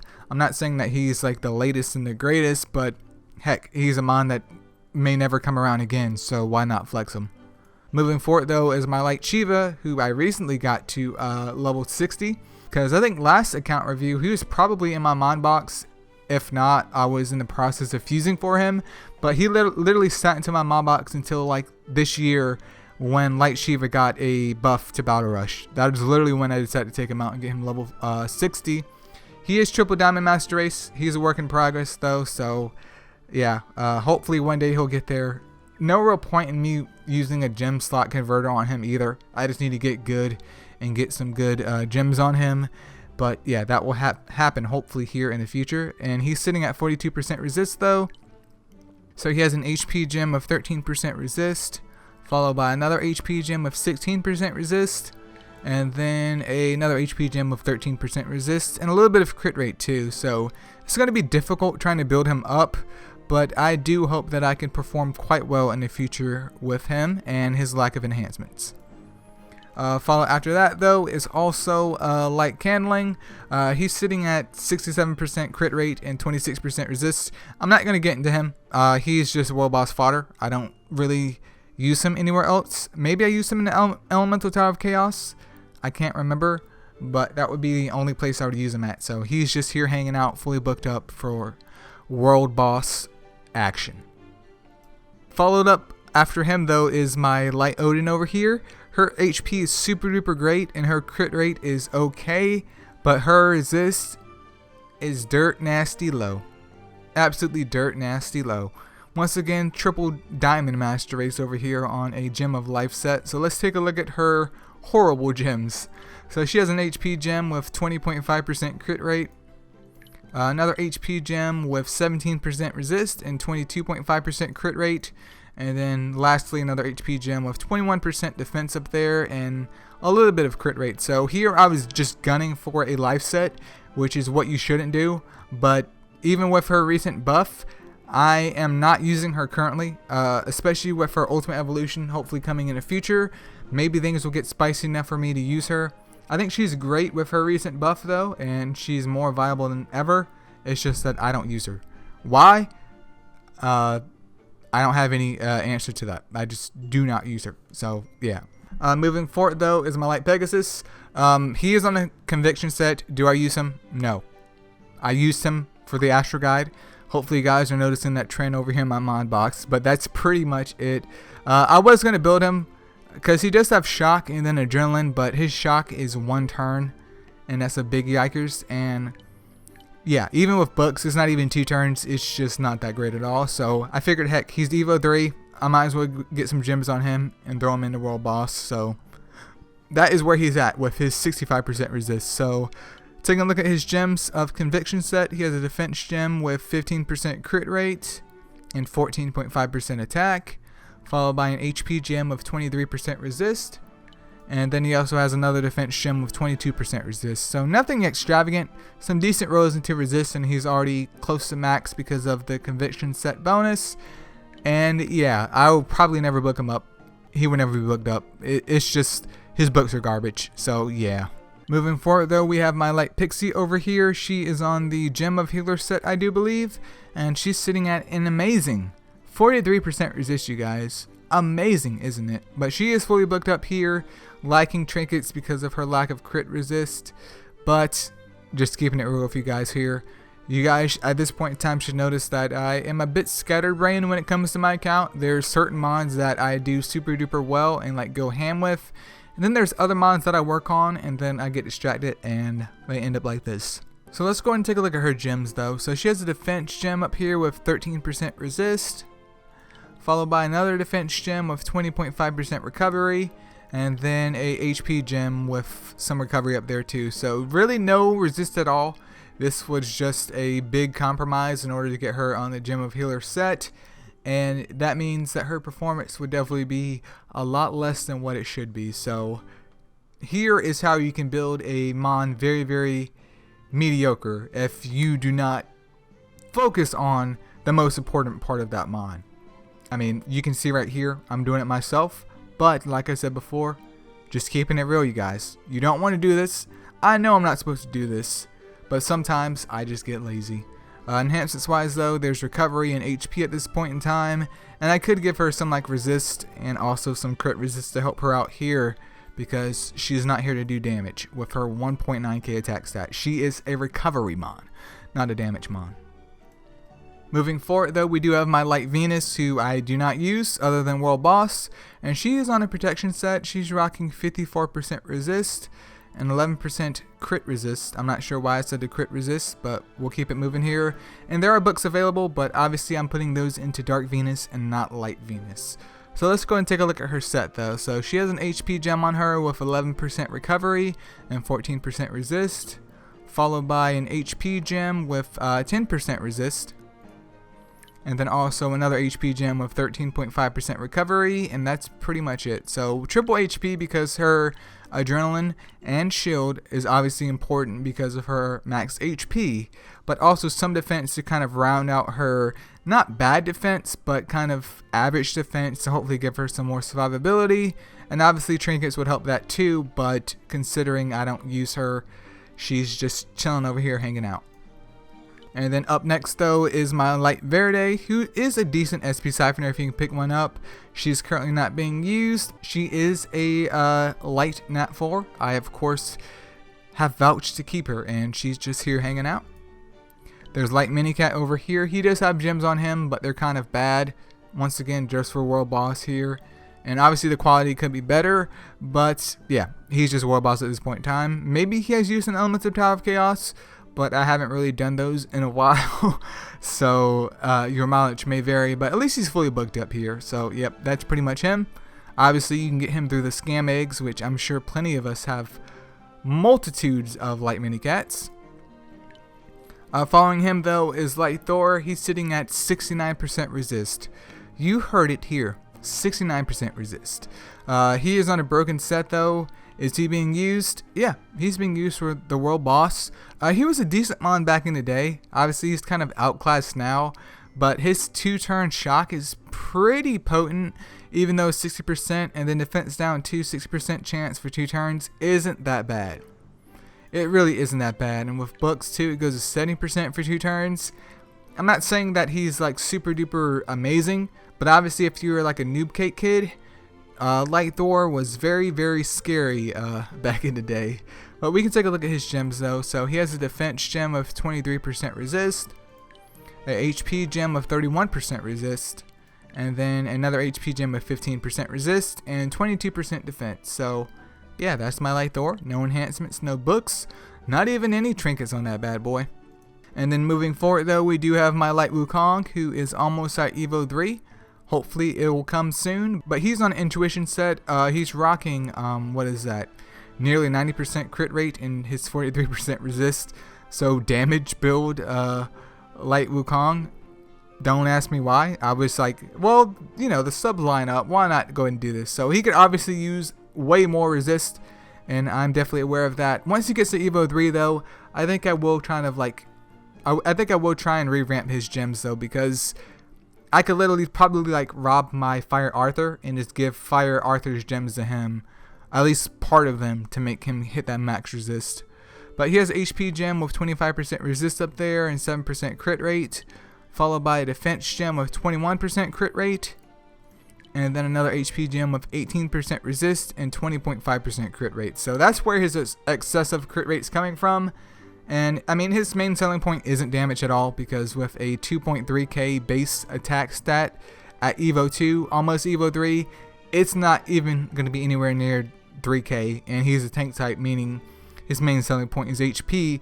But you know, if I can get max crit rate or near max crit rate and he's rocking max resist, at the end of the day, who cares, man? It's just a weird flex. And then following after him though is my Light Shinobi. He's Evo 2 and he's in the process of being Evo 3.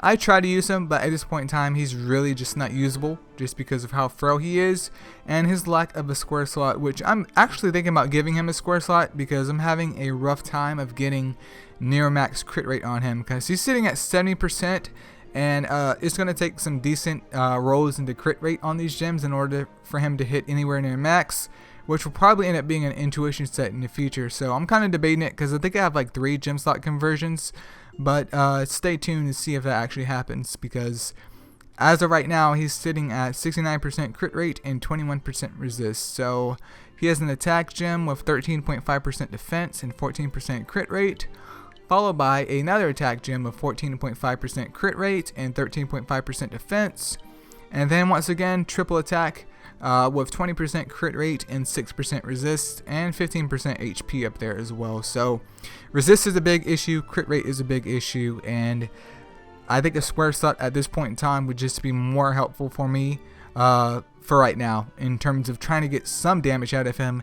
Even though he's not a dedicated courageous striker, he is a nat 5, so if I can flex, I need to go ahead and just flex. You feel me? And then coming up next though is one out of my 2 Light Garudas. This one is Triple Square Master Race on a Ruin set. He's sitting at a disgusting amount of 7% resist. 7% and then 99% crit rate, man. We are almost there. Almost there. But he has a crit rate gem of 7% resist, which is literally all the resist that he has, and 18.5% defense, followed by an attack gem of 18% crit rate, followed by another attack gem of 6.5% crit rate. So pretty bad rolls into this attack gem, and it was just to pretty much fill out his set. I don't currently use either one of them, because Light Yuki is just obviously easier to book up. And Light Yuki has what, like a 4k attack stat right now versus his 3.1k. But this one's Evo 2, so I could boost his damage up in the future. It's just feeding Garudas to him, which Light Yuki, once again, I could just pull Yuki's in Evo 3 her in a heartbeat, versus spending X amount of months to get gleams together to feed Garudas to get him to Evo 3. Then I have to do another one. So that is why he's kind of stuck in limbo at this point in time. But obviously, if I can somehow get plenty of gleams in the future, he would be Evo 3. But yep, that's him at the moment. No enhancements on him, and yeah. And this is my second one. He's on the broken set as well. He is sitting at over 100% crit rate, which is nice, but literally no resist at all. So he's just not being used either. I mean, he's just here hanging out. And then this is my second light Siegfried, who I could put to Evo 3 at some point in time. And hopefully he will be there one day, but he's sitting at, 105% crit rate and 12% resist. So he's definitely not going to go in that front lane because that's just going to be disrespectful. Absolutely disrespectful. But he is on a broken set, so let's take a look at the gems right now.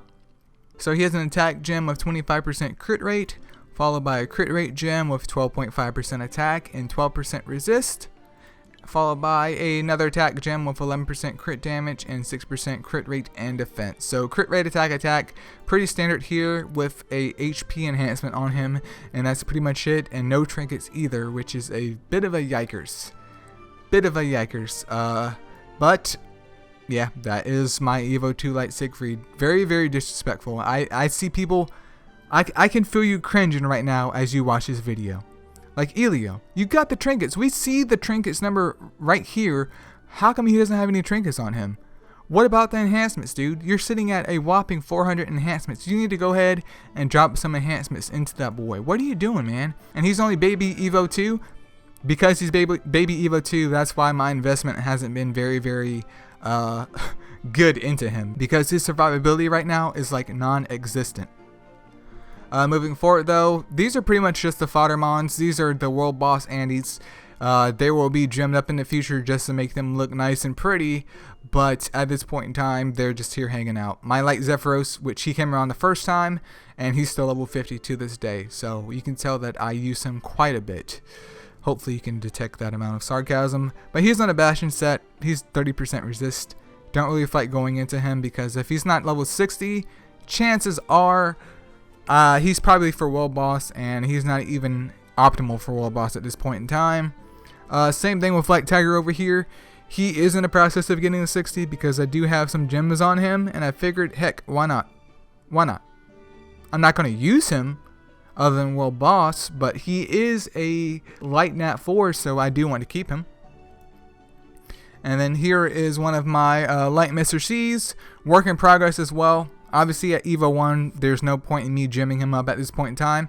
I want to get him to Evo 3 before I do anything with him, so he's going to stay like this until things change in the future. Here's a Light Imperato with I believe one gleam in him. In the process of hopefully building a Light Imperato because I don't have a Evo 3 Light Imperato, and I don't have a Light Purse either, so slowly working towards that, but I got distracted with other things. So hopefully in the next account review he will be a Evo 3 smiley face Andy. There's also Light Beth, once again just world boss fodder. There is Light Marie. She's sitting at 69% crit rate and 25% resist on a broken set, but not even booked up. She's not even level 50, bro. Like, come at me. There's also Light Eve over here, who I can get to Evo 3, but she's just hanging out at Evo 2. Why? Because why not? Light Ramu. There's Light Drowsy. There's also my unsquare slotted Light Gen, so I'm waiting on a square slot Light Gen. Maybe that will happen, maybe it will never happen, but at the end of the day, I might just end up Evo 3ing him just for the Astro Guide only, because I gotta get him for the guide, man. That's the only reason why he's still sitting in his box, for the Astro Guide. Here's my second Light Cupid, I do believe. Is it my second? I believe it's my second, yeah. Yeah, he's my second Light Cupid. I got him from the Light Supreme Egg that we got from the event, and yeah, haven't done anything with him because we saw my first Light Cupid. I don't want to disrespect this one too without first fixing my original Light Cupid. Also another Light Mini Cat, and then a Light Squirrels because he just came out here. I'm trying to go ahead and get Light Crowhook up over here in the squad as well because once again, world boss fodder, easy to book up, easy to Evo 3, and what more could you ask for? But that pretty much wraps up the Light Mons, you guys, so stay tuned and we will take a look at the Dark Mons and then also my Mon storage box next. Alright you guys, so it's now finally time to check out my Dark Mons here. So we're starting off here with my Dark Mona. She doesn't have a triangle slot, so big rest in peace. Not really though, but she's sitting at 44% resist and like 91% crit rate. But I'm not going to get into her because number one, her crit rate isn't even maxed. And number two, I don't use her. That should be very, very easy to see here because I could give her literally any garbage intuition gem in the world and probably have her hit near max crit, if not max crit with this alone. But if you just began the game, obviously she is a very, very important character with helping you towards progression. But once you kind of get to my level, she is obviously just outshadowed because her hunter cannot do enough damage with it being, I believe, 40% when fully bucked up. Yeah, 40%. That's, you know, it's not bad at all, but once you have access to other mons, it's just like, yeah, she's here hanging out because she's a dark mon, and once again, some easy world boss damage. Moving forward though, we do have one of my Dark Yukis here. This is 1 out of 4, I do believe. But anyway, she's on an intuition set. She's rocking 61% resist at the moment and also 68% crit rate.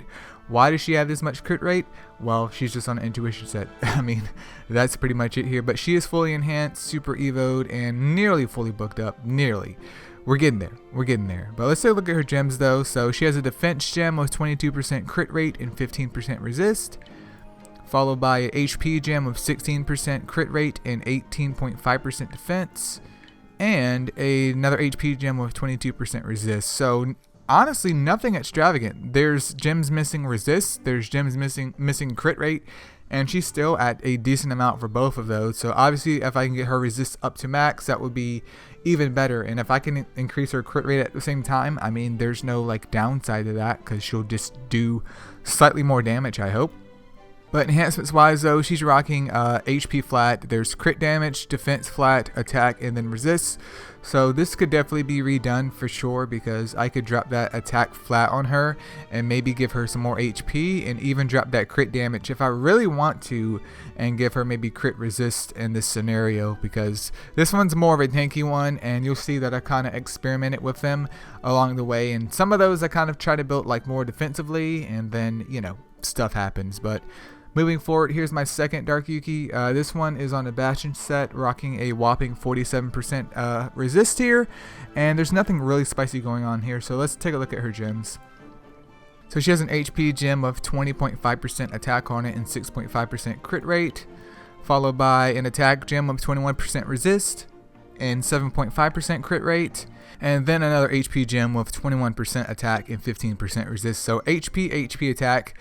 This was just a compromise to get her on a Bastion set, and I was using her in my PvP defense team where I just had like 4 Yukis, which I might just end up bringing that back. But yeah, she's at a awkward state at this point in time. I could try and fix her Bastion set, which I'll probably do after the video. But yeah, I was just in between switching out gems on her, and she ended up like this, and I could just pause the video right now and change it, but I'm not going to because we keeping it real over here. Make sure you leave in the comments below how many times I've said keeping it real throughout this whole entire account review.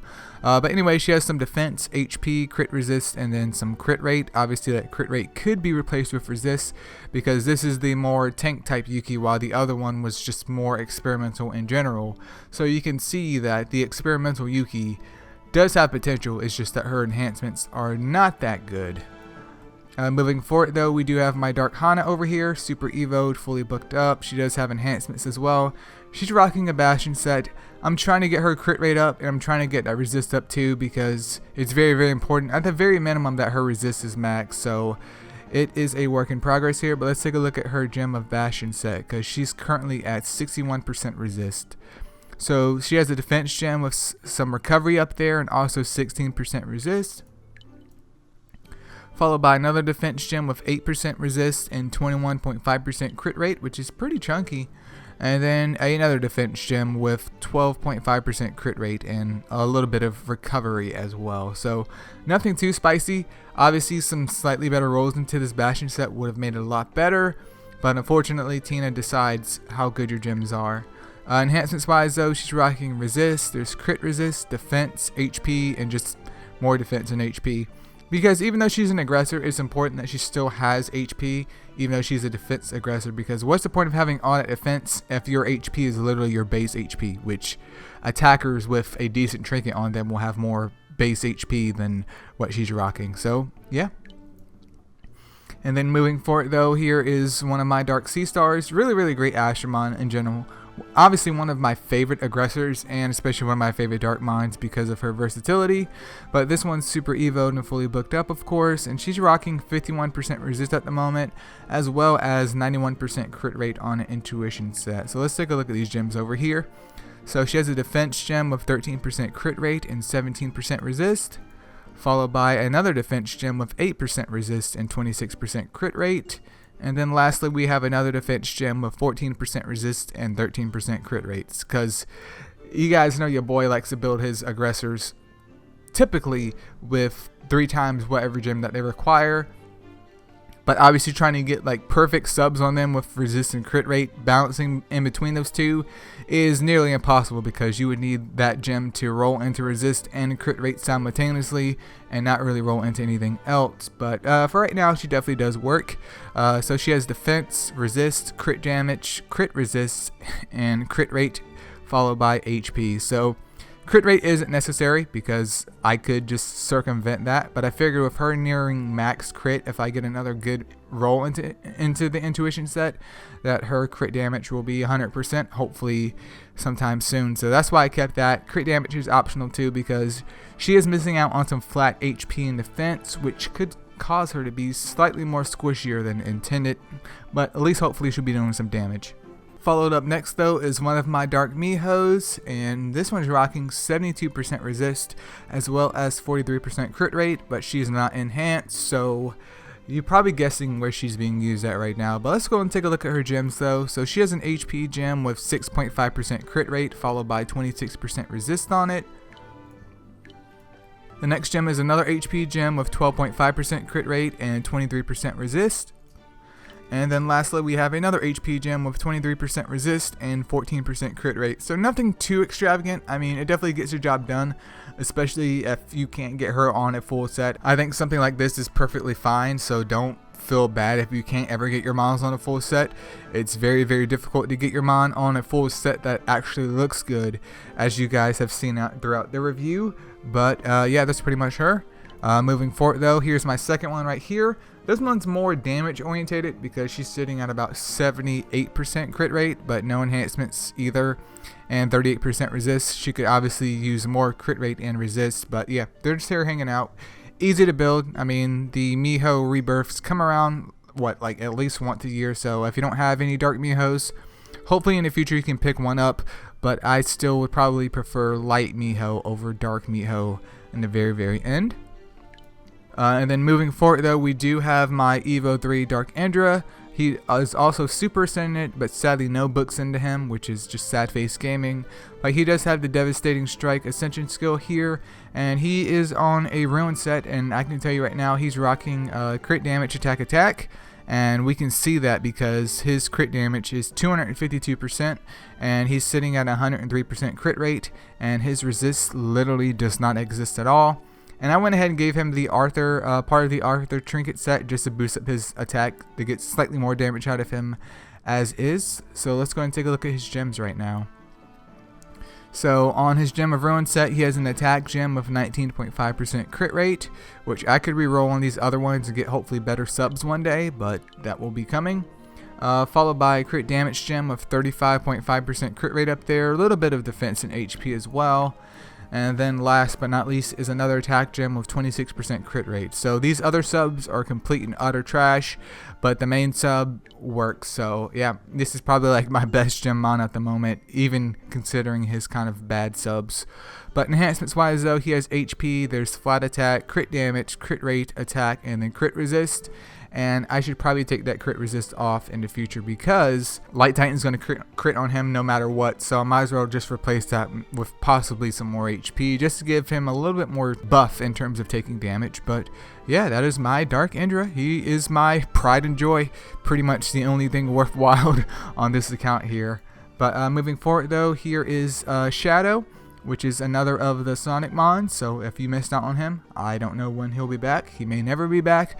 But this was the other mod that I spent forever getting some Holy Gleams from World Boss for, which I don't recommend because it literally took me, I want to say, like I said before, like a year and a half-ish or something like that.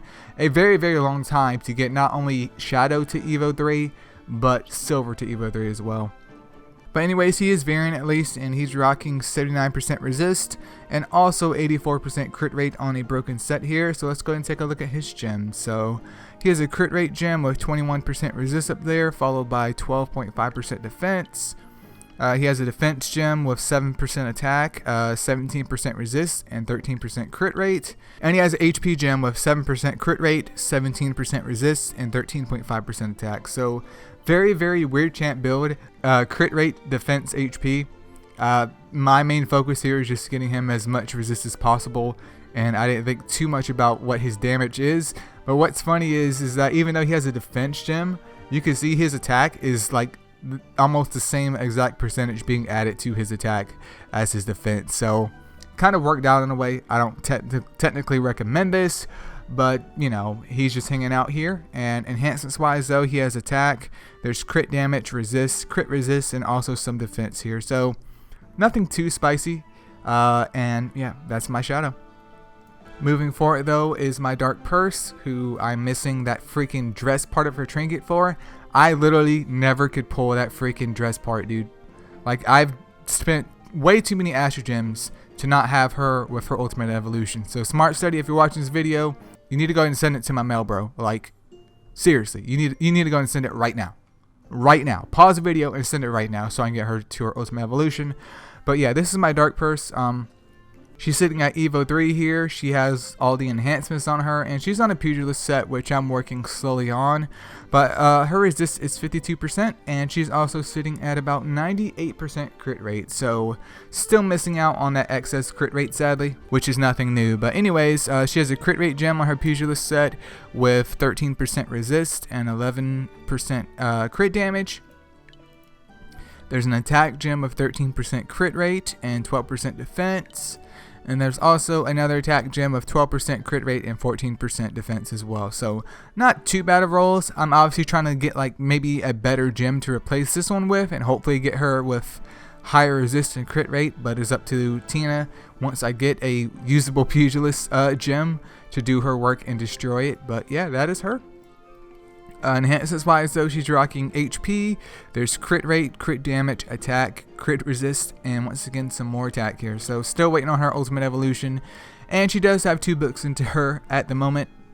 Once I get more, I'll obviously dump them into her because it's freaking Dark Purse. But yeah, that is my Dark Purse, rocking 2 out of 3 of her set, man. Feels bad, man.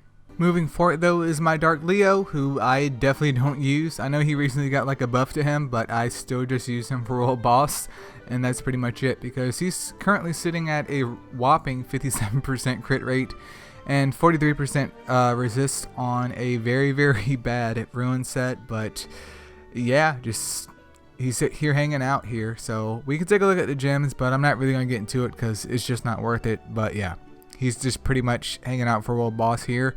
That's why he's fully booked up too, and not even super evo at this point in time. But moving forward though, here's my Dark Tina. She is on a Siphon set, and still to this day, I do use her. I use her and my 2 Fire Dracos to do wave clearing, just because she's super duper efficient. Her animation is dirt nasty quick. She hits like a butt cheek on a stick, and I have no complaints about her whatsoever. So she's currently rocking 23% resist, but it doesn't really matter because she's just PvE only, and she is also rocking max crit rate, which is nice. So on her Siphon set here, she has a crit rate gem with 13% resist up there, followed by an attack gem with 13% HP and 11.5% crit rate. And then there's another attack gem with 12% crit damage and 20% crit rate as well. So decent rolls into crit rate, literally nothing else. But I tell you what, she gets the job done, because if you take a look at her skills, her Hunter gets a 35% damage increase. 35. Disgusting, dude. And it's already at 40%. I mean, it doesn't go up to 50%, But from my assumption, it definitely does destroy Dark Mona's Hunter, because let's take a look at hers. Hers goes up to 40% if I can get it to show here. And it gets a 25% increase, but she gets a 35% increase. So Teen is slightly weaker than her because Dark Mona does have a super evo, but I just enjoy my Dark Tina here. And enhancements wise though, she's rocking crit rate, flat attack, and then some defense. I could finish enhancing her if I ever get some essence, but for right now she serves her job well, and she's probably my favorite of the many Mons, at least. And then moving forward after this though is my Dark Moonflower, fully booked up. She's rocking a Ruin set, and she does really good damage. It's just that she's super duper frail, so it's like kill or be killed here. But on her Ruin set, she is sitting at 106% crit rate and 15% resist. So please don't hit her, because she's probably going to die, because taking a look at her defense is 1.8k, nearly 1.9k, which is extremely anemic here. But on her Ruin set, she has an attack gem with 13% HP and 13% crit rate. Then she also has a crit rate gem with 20.5% defense and 7% attack, followed by another attack gem with 17% crit rate. So nothing too extravagant. She gets the job done depending on where you're using her at. I tend to just use her in clan versus clan, and that's it. And obviously if she gets hit, well, there's probably a good chance she might end up getting killed or just be on death's door because of her lack of defense. But I do have fun with her, and that's all that matters here. Enhancements wise though, she has HP, defense, crit rate, and also some attack. And as you can see here, I'm trying to fix her lack of defense, but you know, there's only so much you can do for a Mon that is just anemic in a stat, and unfortunately she's just anemic in a stat. So if she can get like a super evolution, that could kind of round her out some more, but I don't have control over that. And then moving forward though is my Dark Gatito. I used to use him a lot back in the day when Dragon's B10 was the limit here, but I don't really use him anymore just because there's other Mons. And he's single target too, so his damage can actually be very, very bonkers depending on what you're fighting. But once again, it is kind of situational here, but he's like the OG single target DPS Mon in the game. And he's actually one of my favorite Ashramon. Him and Dark Indra are literally my two favorite Ashramon. Since I began the game, I've always wanted both of them, and I'm happy that I do have both here. But he's rocking 13% resist. Obviously he's just a PvE Andy, as I stated before, when he was being used, and now he is retired for World Boss. But he's also rocking 103% crit rate here on a Ruin set. So let's go and take a look at his gems, because he is fully booked up, and he does have some enhancements on him. So on his Gem of Ruin set, he has an attack gem here with 13.5% crit rate, followed by another attack gem with 11.5% defense and 16.5% crit rate, and then of course a crit rate gem with 13% HP, a little bit of crit damage, and a little bit of defense as well. So pretty generic, nothing too spectacular. The main selling point here was just the maximum crit rate for his Hunter, and also the additional crit damage because he is a dark type paired up with the Hunter to try and maximize the potential damage he can do once you get that 5-star skill off. Enhancements wise though, there's crit damage, attack percentage, and then crit rate. So definitely a lot more room for him to improve here, but with his limited use, he's just here hanging out with the rest of them. And then next up here is Dark Zephyros. I recently got him to 60, like not even kidding. I recently just got him to 60. I'm trying to put him on a decent set to see how well he would perform with Persevere, because even though Persevere has been in the game for a couple of years, I've honestly just never really experimented with it. And I'm kind of tired in monster reviews of saying, yeah, Persevere's here and it's hanging out, but it is just here. So maybe one day I'll put him to the test. So he's currently work in progress, but on his Conviction set, he's rocking 58% resist and also 91% crit rate. So he's getting there, you guys. He's getting there on his lovely set right here. But let's take a look at his gems though. So he has an HP gem with 9% resist, 14% crit damage, and 20.5% crit rate, followed by a crit rate gem with 17% resist and 14% attack.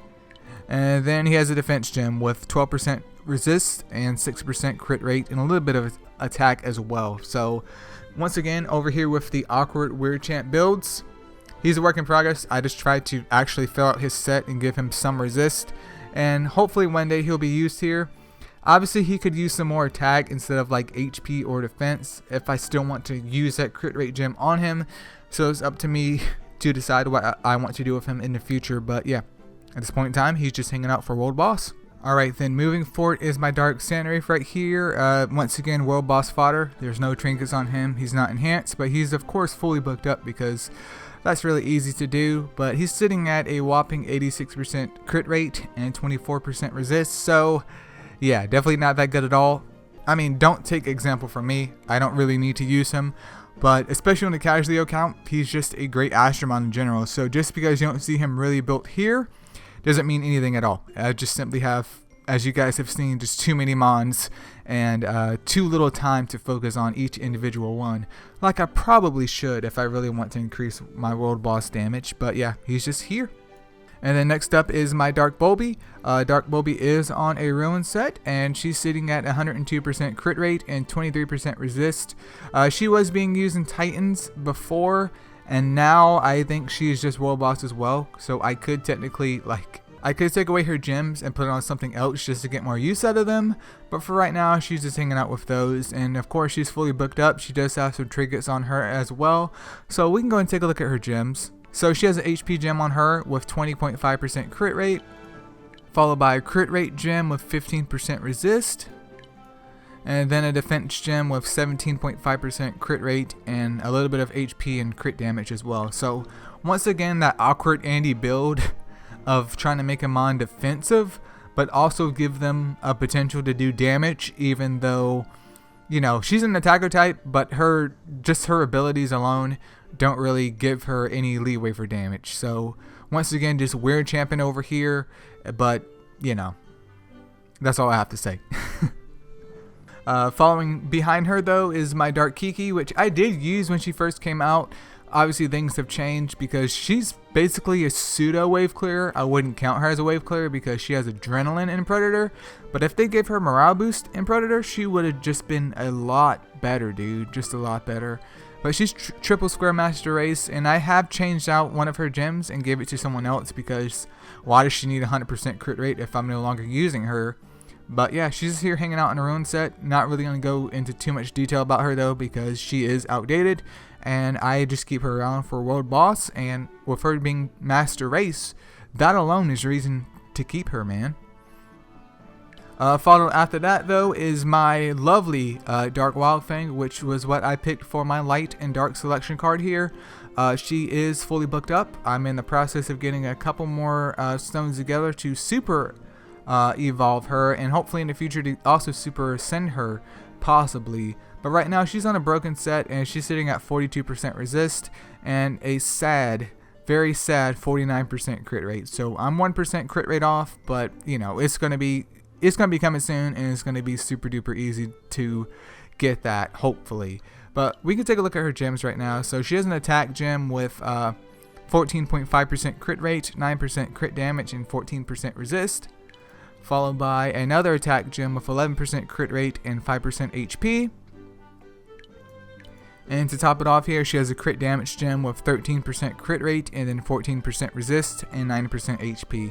So crit damage attack, obviously, because with Stalker, she literally has 60% base crit. So yeah, like I said before in my videos, it's like, dude, there's really no excuse as to why you're not taking advantage of all that damage. I mean, triple attack does work just the same as crit damage attack. It just really depends if she is on Roman or not. So I'm still excited to finally have her and get her built up as time goes on, and once I get more resources, of course, hopefully I can top her off in the future. But super duper happy, and I have no regrets on picking her.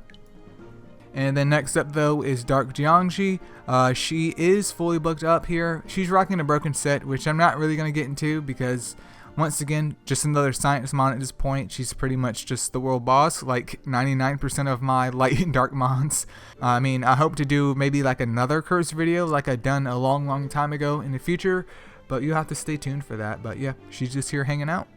And then this over here is my second Dark Moonflower, who I could book up and probably finish gemming up at some point in time and just throw her in the world boss once again, just because she's easy to book up and fairly easy to build with her double hunter status. So yeah, that's her. Next up though is my Dark Neza, who I do not use, but she is on a ruin set here. There's no books in her, there's no enhancements, but at least she has trinkets on her, man. You guys got to give me a pat on the back for that, but she's currently sitting at 98% crit rate and 24% resist. So we can go over here and take a look at her ruin set, but I'm going to tell you right now, you're going to be like, bruh, this is kind of trash, bro. She has a crit rate gem though with 9% HP, a little bit of defense, and 13.5% attack, followed by an HP gem with 20.5% crit rate and 12% resist, and also 12% crit damage.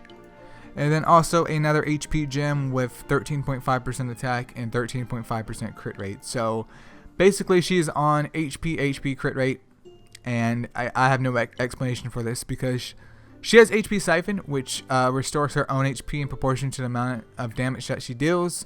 So obviously making sure that she hits hard is very, very good for her HP Siphon, but I don't use her, and I was just trying to complete a set to throw her into World Boss.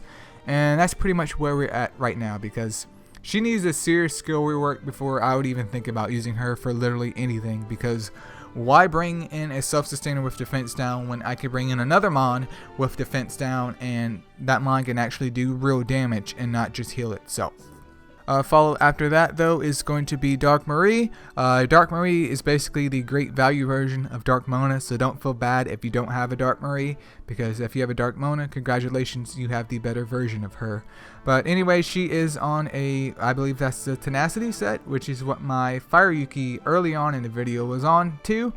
Do I use her? Absolutely not. I have no reason to use her other than for World Boss.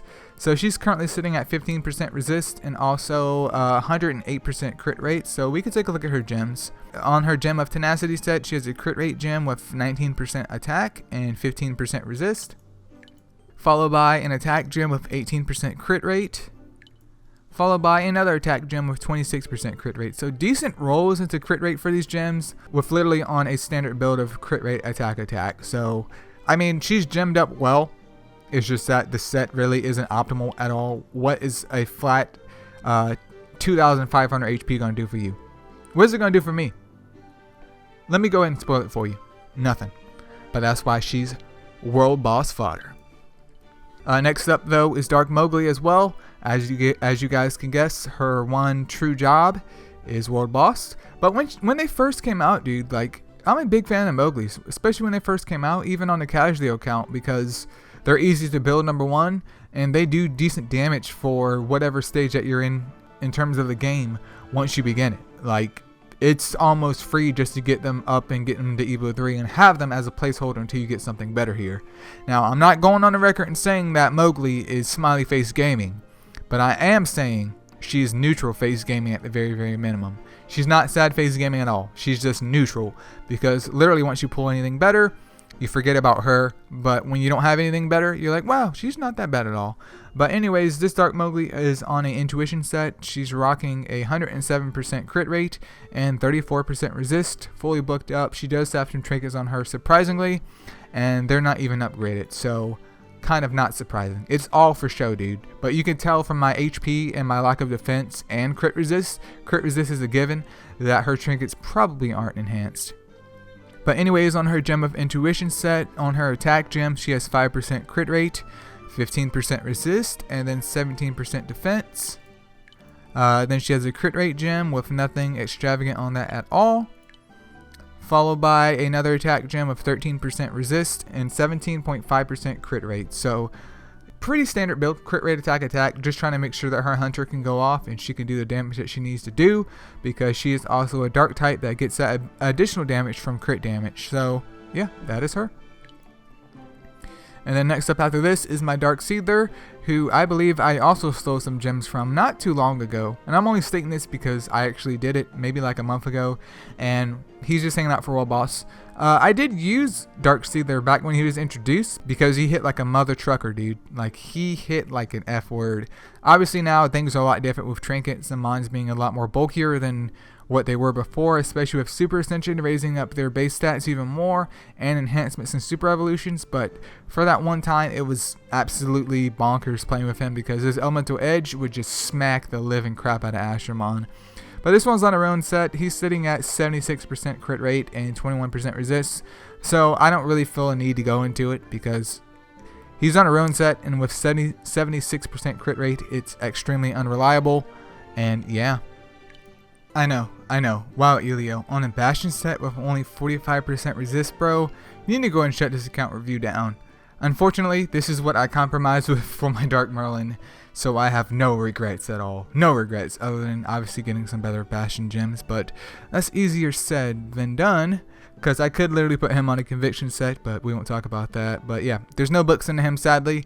And he is super ascendant, and he has the fiery resolve skill, which is what the game decided to give him, which is highly unfortunate because with a whopping 2.6k, well, technically a whopping 4.6k attack stat, even with fiery resolve, he's still literally going to do no damage because there's Ashermon out there with a 4k base attack stat alone. So yeah. I would definitely like the re-roll for his super ascension skill, but I was putting it into other mons instead because if it works, it works, and this doesn't work, but boosting up the entire squad is more important than boosting up one Ashermon for me to re-roll the super ascension to literally get the same move once again. So he definitely needs work. I'm not going to lie to you. He definitely needs work, especially with how much I use him. But for right now, this is what you guys get. Then next up though is Dark Thor over here on the intuition set. Once again, world boss fodder. Dark Thor is just a highly outdated mon. His stats aren't anything amazing.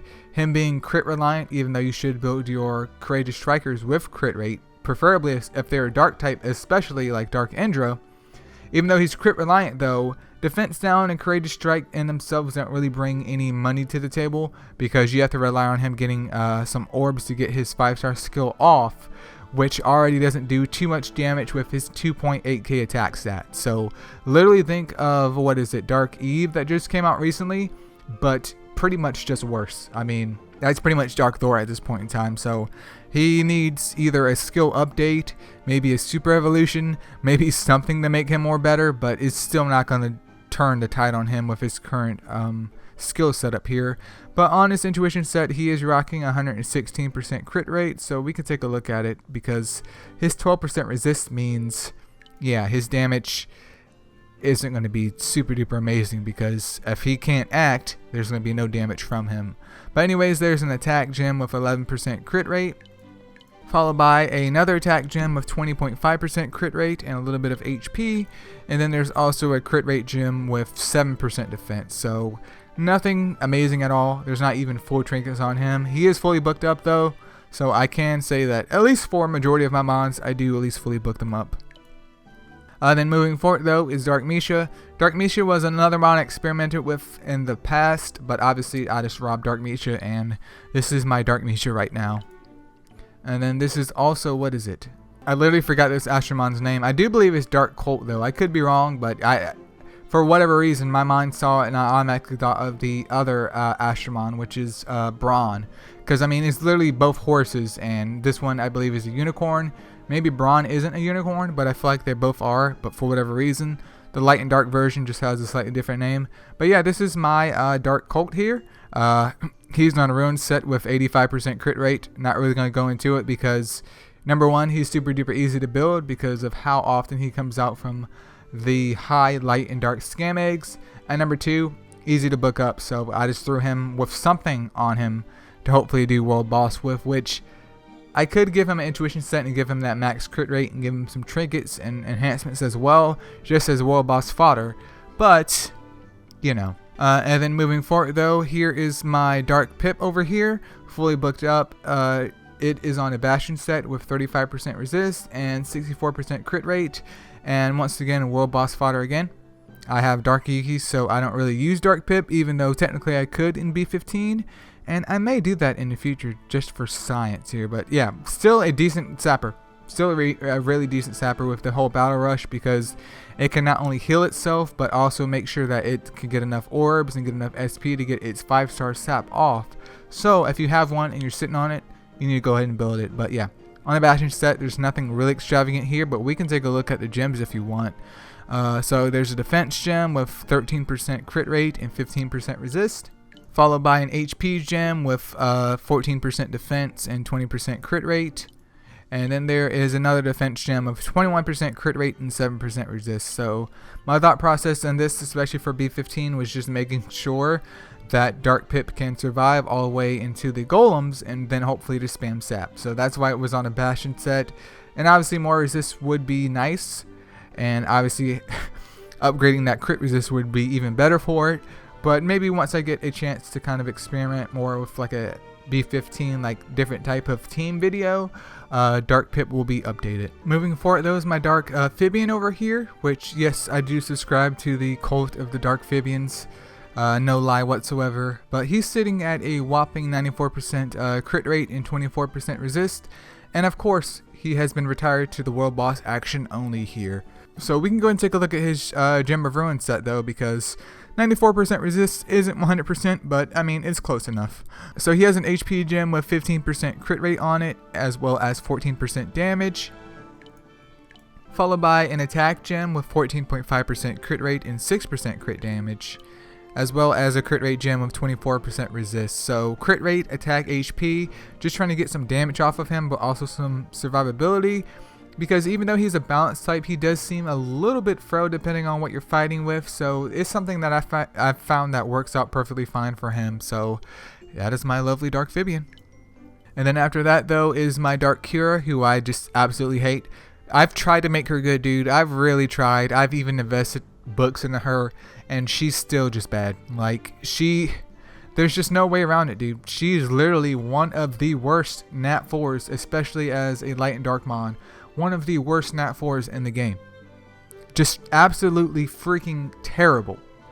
But yeah, she's on a Bastion set. She's sitting at 63% resist. I don't really feel like going into detail about her gems because she just sucks.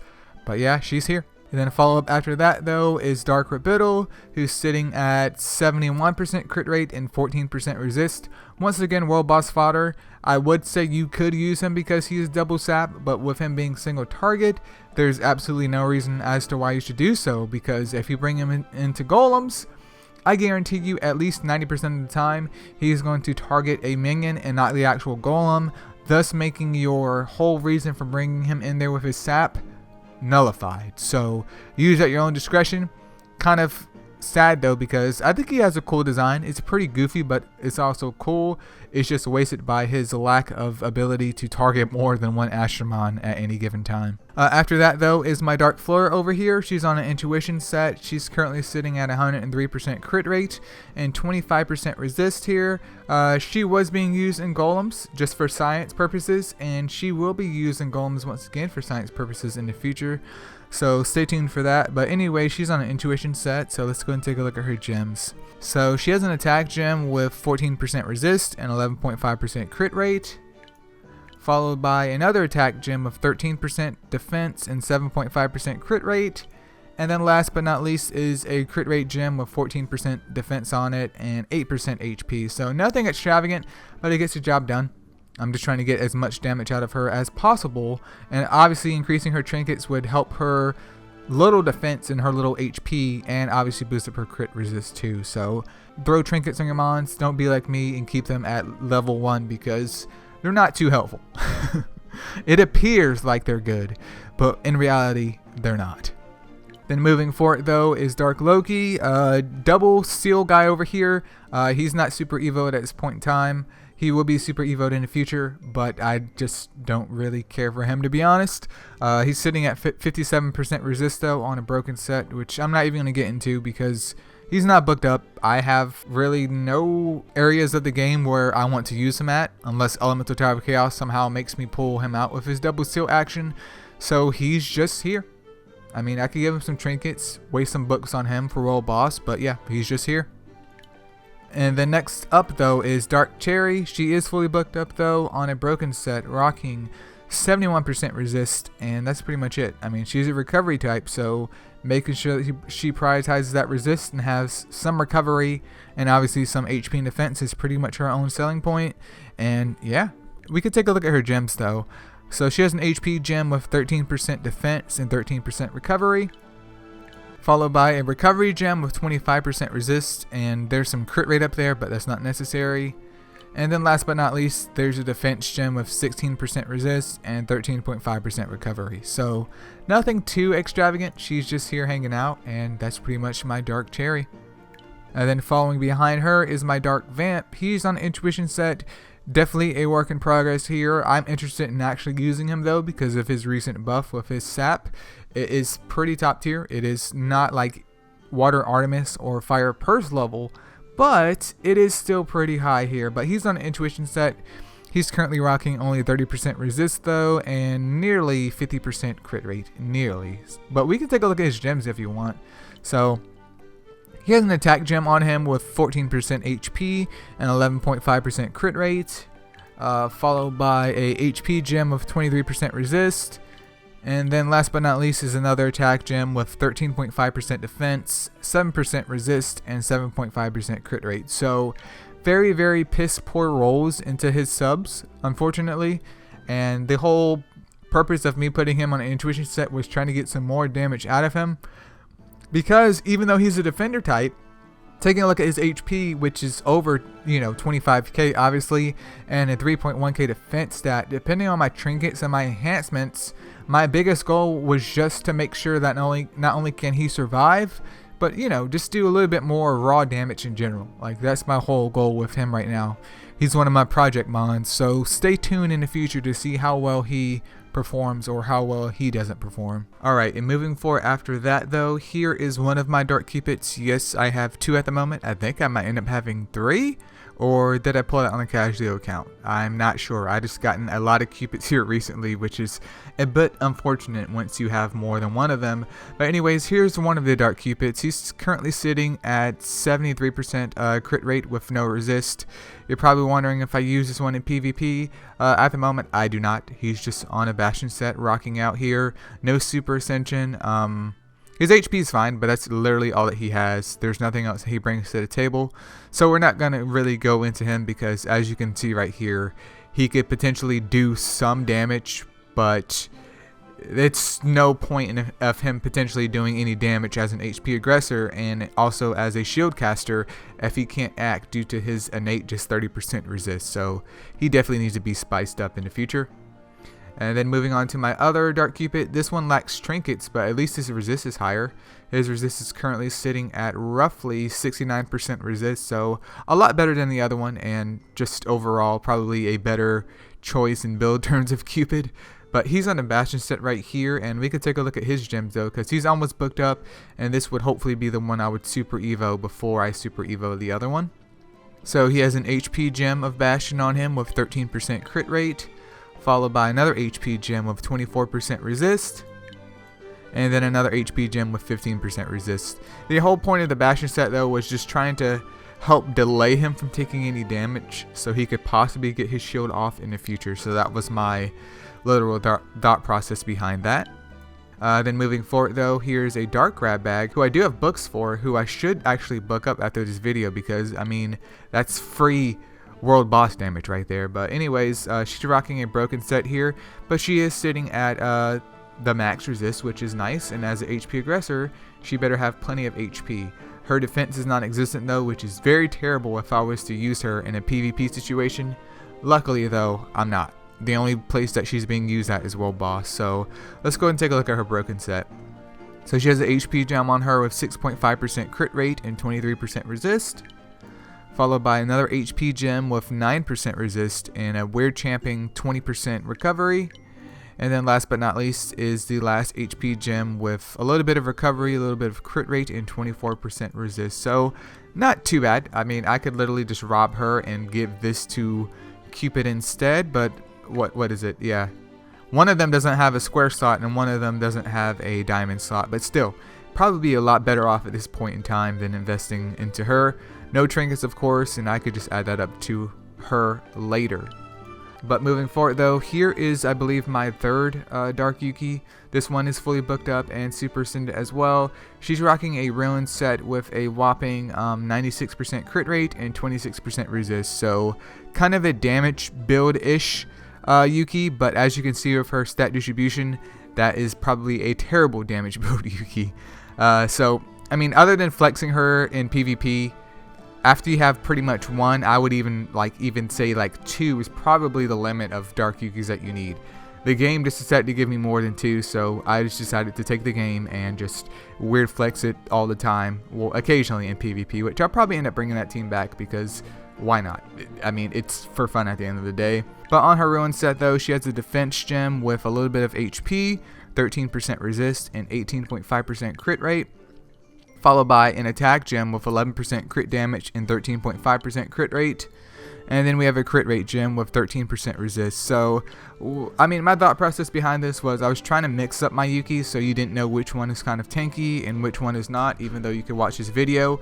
But it doesn't really matter anyways in the grand scheme of things, because they're all going to be destroyed. And once you hit this one, you're going to be like, yeah, this one is the one that hits like a butt cheek on a stick, so she has to die first. Or I'll just pop something on her with her low resist and she can't do anything anyways. But yeah, just having fun with her. Moving forward though, here is my Dark Hades. He doesn't have a square slot, not a super big deal, but obviously triple attack probably on Bastion would be the best set possible for him. I do have some skill books into him because that's literally all that the game gives me versus my Indra. So unfortunately, that's how it happens. But yeah, he's on a broken set, rocking 68% crit rate. It could definitely be a lot better. I just literally need to make like a spreadsheet list or something like that of mons to focus on, because it's getting ridiculous with just the amount that I have and what I can try and keep up with and work on at any given time. But we can take a look at his gems anyway. So 19.5% crit rate, a little bit of defense here, another attack gem with 18% crit rate, and then another attack gem with 20.5% crit rate and a little bit of crit damage and HP as well. So nothing spectacular in terms of subs. Obviously, like I said before, Bastion will probably be like my in-game set for him in the future, but without enhancements and stuff like that, he's mainly just used in clan versus clan, which honestly I do like Dark Hades. I think Dark Hades is a very interesting and fun mon. It's unfortunate that other curse mons aren't in that same exact state, but you know. And then moving forward is my Dark Snow White, who I do also use in Colossus as well as World Boss, because of her just innate ability to do a whole bunch of damage right from the start is pretty cool. And if you're ever looking for a mon that can do damage and also debuff, well not debuff, but add damage to the team, well Dark Snow White is still a solid Nat 4 Rebirth mon pick. I'm not saying the other ones are solid, but at least the dark one is actually pretty good here. But she's rocking an intuition set. She's possessing 16% resist and 103% crit rate. So let's go and take a look at her gem set over here. You know, the standard build right here, crit rate, attack more than likely. This crit rate gem has 6% resist on it and 21% defense, followed by an attack gem with 11.5% crit rate. And then once again, another attack gem with 7.5% crit rate. So very mediocre subs, but it's enough to get her to 100%, which is fine for her job at this point in time. So if you don't have one, definitely get one, especially if you're a newer player. If you're an older player, it's kind of like you can do what you want here, but I mean, I still don't regret having her. I just wish that she was variant though, just because it'd be cooler to have a whole box full of variant mons versus just regular Andy mons. And then moving forward after this, here is my retired mon. Before Dark Tina came out, I was like Team Dark Sarah. But once Dark Tina came out, I just robbed my Sarah and just make sure I decked out Tina. So she's here on a Siphon set, which I'm not going to really get into. Fully booked up. It's still a great wave clearer, especially if you have no wave clearers at all. She was easier to build than Fire Siegfried because she was more accessible at the time. But any of those mons are still good. I mean, Elemental Edge isn't my favorite, but you can't, you know, beggars can't be choosers here, but that's pretty much her. And then moving past that though, here is one of my 2 triple diamond Dark Odins. I just don't understand why the game was like, hey man, your contract mod for Dark Odin, triple diamond. Your other Odin that you're going to pull after this, triple diamond, buddy. Get wrecked, nerd. But anyways, she's sitting at 24% resist and 67% crit rate. And yeah, triple diamond. No books into her. Her trinkets are just absolute garbage, not even gonna lie. That really just shows how much I care about my Dark Odin at the moment. But we can take a look at her gems anyways. So she has a defense gem with 20% crit rate and 15% resist, followed by an HP gem with 9% resist, 13.5% attack and 21% crit rate. And then she also has an attack gem with 16% crit rate. So I was trying to go with a bruiser type build on her. things just didn't work out with subs. Obviously this could be changed in the future, but unless her ultimate evolution skill is like spicy, I hope to get her on like a better set in the future and just keep her as she is for right now. I mean, I have 2 of them, so I can just pick and choose which one I want to really focus on at the moment. And moving forward, here's my other one here. This one, in my opinion, is slightly better. She's sitting at a whopping 50% crit rate and 45% resist, so trying to mix some damage and also some usability into her as well. And it looks like her trinkets are slightly better. At least some of these are enhanced, not all of them, but some, which is pretty terrible. But once again, I don't really use her at all, so it doesn't really affect me other than my royal boss damage, of course. But she has a defense gem on her with 23% resist and 12.5% crit rate, followed by a HP gem with 12.5% crit rate and 20.5% defense and 7% resist. And then there's a defense gem with 14.5% crit rate and then 15% resist. So this one is the more tankier version of the other one here. One I tried to go bruiser, the other one I tried to build more just defensively. And yeah, that is where she's at right now. Then moving after that, here's Dark Pegasus. He is the worst version of Dark Mona. Obviously build at your own discretion. If you want to sacrifice a Nat 4s to get him to Evo 3, feel free to do so. But if you have a Dark Mona, you literally don't need him. I have him. Why? As you'll see in my storage here very, very shortly, it's for the Astro Guide. But yeah, he's nothing spectacular whatsoever. And then moving forward though, here's my Dark Wukong. He is Evo 3. No books into him sadly, and working on enhancements once again finally here. But he's on a pugilist set rocking 65% resist because I know that he's double stun, but why not add triple stun in there, man? I know that he's double stun on his skills, but why not add double stun on every single move that he does? So gem wise though, let's take a look at this set. So he has a pugilist gem with attack on it with 30% resist, followed by an HP gem with 16% resist. And then he has another attack gem with 10.5% crit rate, 5.5% defense, and then 19% resist too. So decent resist up there. I know HP attack is kind of weird champing on him, but he is a balanced type, so he could be built defensively or offensively. And at this point in time, I'm just experimenting and seeing how he would do if he was built more offensively, though I don't even recall if I use him in Champions League or not. I probably should though if he's on a pugilist set and more DPS orientated, because if he isn't, then I just need to make him defensively and just throw him on like a defense team instead. So yeah, I definitely need to change that. But enhancements wise though, he has defense, there's crit resist and some attack. So as you guys can see, some of my mons I have like 1 or 2 enhancements in, and they just have been forgotten. And then moving forward though, here is my 4th Dark Yuki. This one's on a pugilist set though. She's rocking 56% resist. No skill books in her at the moment, just because I can't keep track, and that's a lot of skill books, man. Like, not gonna lie, that's a lot of skill books. But yeah, her trinkets just utter trash. And let's take a look at her set though. So she has an attack gem with 13% resist, followed by an HP gem with 6% crit rate and 14% resist, as well as 13.5% defense. And then she has another HP gem with 21% resist. So here was me compromising to get this set to work with her weird champing HP attack. Not something that I totally recommend, because her attack stat hasn't even increased literally at all. So obviously a defense gem would probably be a lot better for her in this situation, but I figured why not have fun with the game. And that enhanced trinket would definitely do her justice too. But enhancements wise though, she has attack, resist, and defense. So once again, kind of mediocre in terms of enhancements. And yeah, that is her. Then moving forward though, here is my Dark Venus. She is fully booked up. She is on a broken set, but she's sitting at 82% resist. So I'm happy with that. And let's go ahead and take a look at her gems. So she has an HP gem with 20% resist and 12.5% recovery, followed by a recovery gem with 14% resist and 12% defense, and then followed by another HP gem with 18% resist and 13.5% recovery. Not sure why I didn't fully enhance that one out. It's just sitting at plus 14. Maybe I forgot, but yeah. But she's rocking crit resist, defense, and HP at the moment. So yeah, pretty mediocre. Then following up behind her though is my Dark Rudolph, who is going to be forever stuck at Evo 2.3. Just because I think I already Evo'd Dark Rudolph once she had came back before. But this one was for the whole Titan situation with her having attack down a hunter. The theory is since her Evo 2 version is single target, we could get some damage off with her hunter ability, so she's debuffing and doing some damage. But obviously, you guys, if you bring in hunter to Titans and you're expecting damage from hunter, go ahead, make sure you scroll down on this video and you hit subscribe, and I'll see you in the next video. But anyways, she's on the ruin set right here. She's rocking 92% crit rate and literally no resist at all.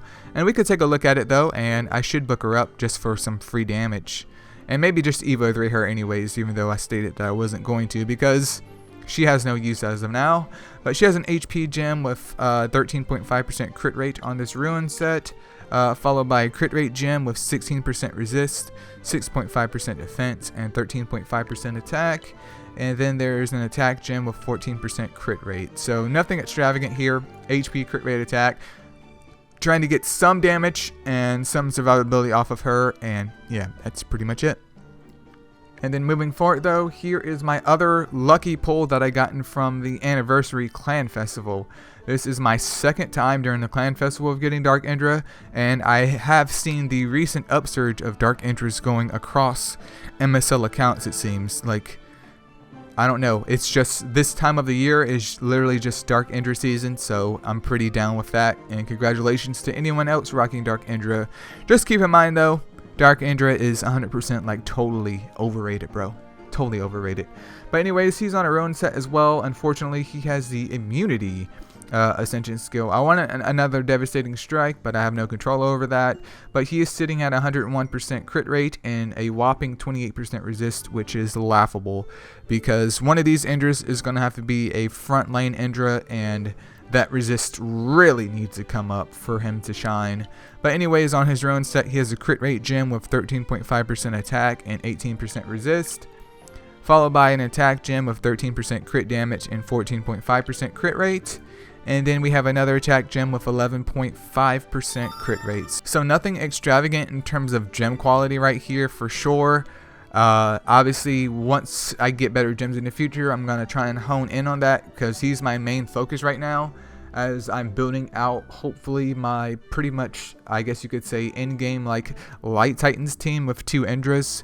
So stay tuned for that progress. It's going to be a bit though because I do have to finish up getting my other Dark Venuses to Evo 2 minimum. So it's going to be a while. So hopefully during that time of me building those other guys up, I can also finish decking this dude out. But moving forward, here is my Dark Sanzang, I do believe. She has 1 book into her. I don't really use her. I was in the process of building her, and I just was like, I'm just going to put something on her for right now. Obviously, she also likes trinkets too, and she has her base HP at Evo 2. Once again, I pull mons, I want to Evo 3 them, and then I end up pulling like Dark Indra. I end up pulling something else, and then I'm like, all right, let me go and hit the brakes. Let me go do this instead. Let me go do this instead, and then you end up with mons like this. But yeah, 1 book into her. She's rocking 97% crit rate and 30% resist, so we can check it out on her broken set right here. So she has an attack gem with 12.5% crit rate, a little bit of defense, and 11% crit damage, followed by another attack gem with 9% resist and 20% crit rate, and then of course a crit rate gem with 21% resist and 6.5% attack. So I could actually steal that from her and give it to Indra because this gem has 18% resist, and while this one only has 21% resist, that's 3% more resist on a mon that I'll actually use probably sooner than I'll use Dark Sanzang. So that's definitely an option I could pick. I do believe that's Dark Sanzang because, man, I don't know why, but on my OG and Dark Sanzang, not Dark Sanzang, but Sanzang to me just looks similar even though they're totally different. Sanzang is usually bad, on my OG is usually bad, so I guess that's why I associate both of those with being the same thing. But yeah, she's a work in progress.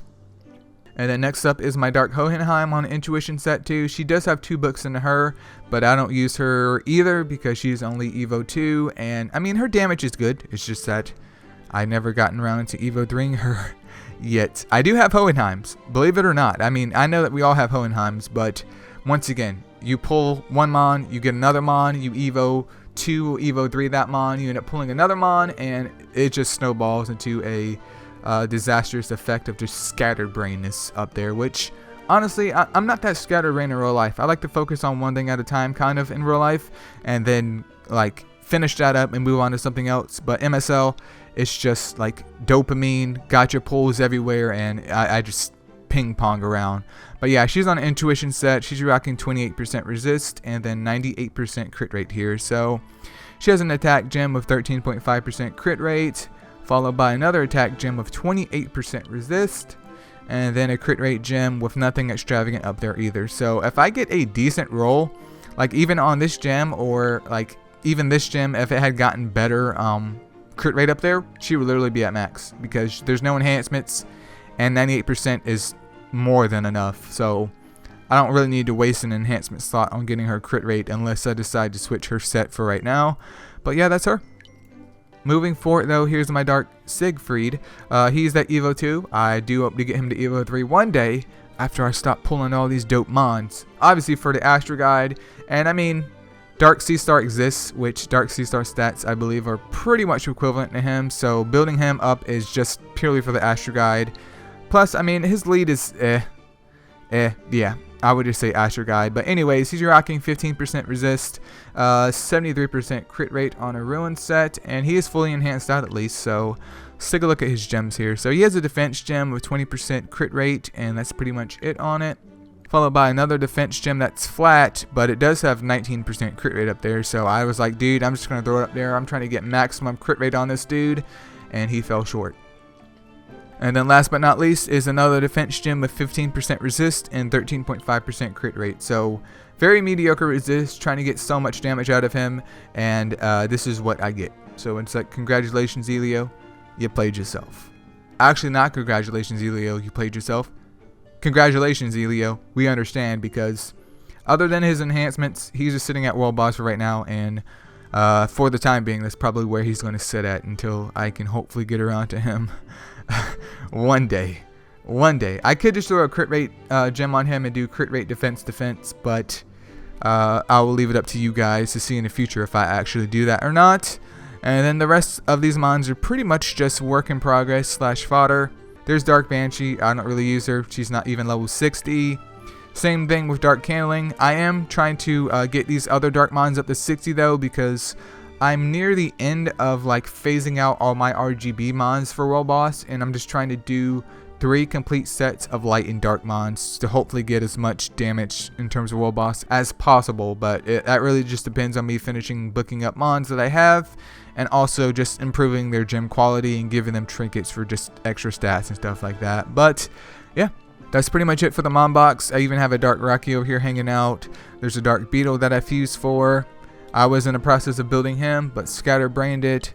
Here's my third Dark Cupid, so I do have another Dark Cupid. I don't know why I need 3. I don't even need 2. There's also Dark Drowsy, Dark Shelly, Dark Jen, one of my other Dark Venuses that I'm working to get to Evo 2. And then yeah, Zephyros, another Dark Neza, Sag, another Dark Loki, Sag. Of course I got Dark Mini Cat and Dark Squirrels, because I gotta have them for the Astro Guide, you guys. I gotta have them for that dang old Astro Guide. And alright, what better way to end the video off than showing you guys my lovely storage here. Yes, my storage is super spicy. I do not have the fancy storage as other players do though. It's literally just this one box that I've condensed my account down to. And I'm only sitting at 310 Astromon because I think 500 is the storage limit. But knowing myself, if I keep expanding my storage, I'll keep having mons sit in my mon box that probably don't need to be there. So this kind of constricts me and forces me to keep as many, or just keep as little as Astromons that I need for the time being, until I can really work on these Nat 5s that I have sitting in my mon box, and maybe Evo 3 some more Nat 5s in the future.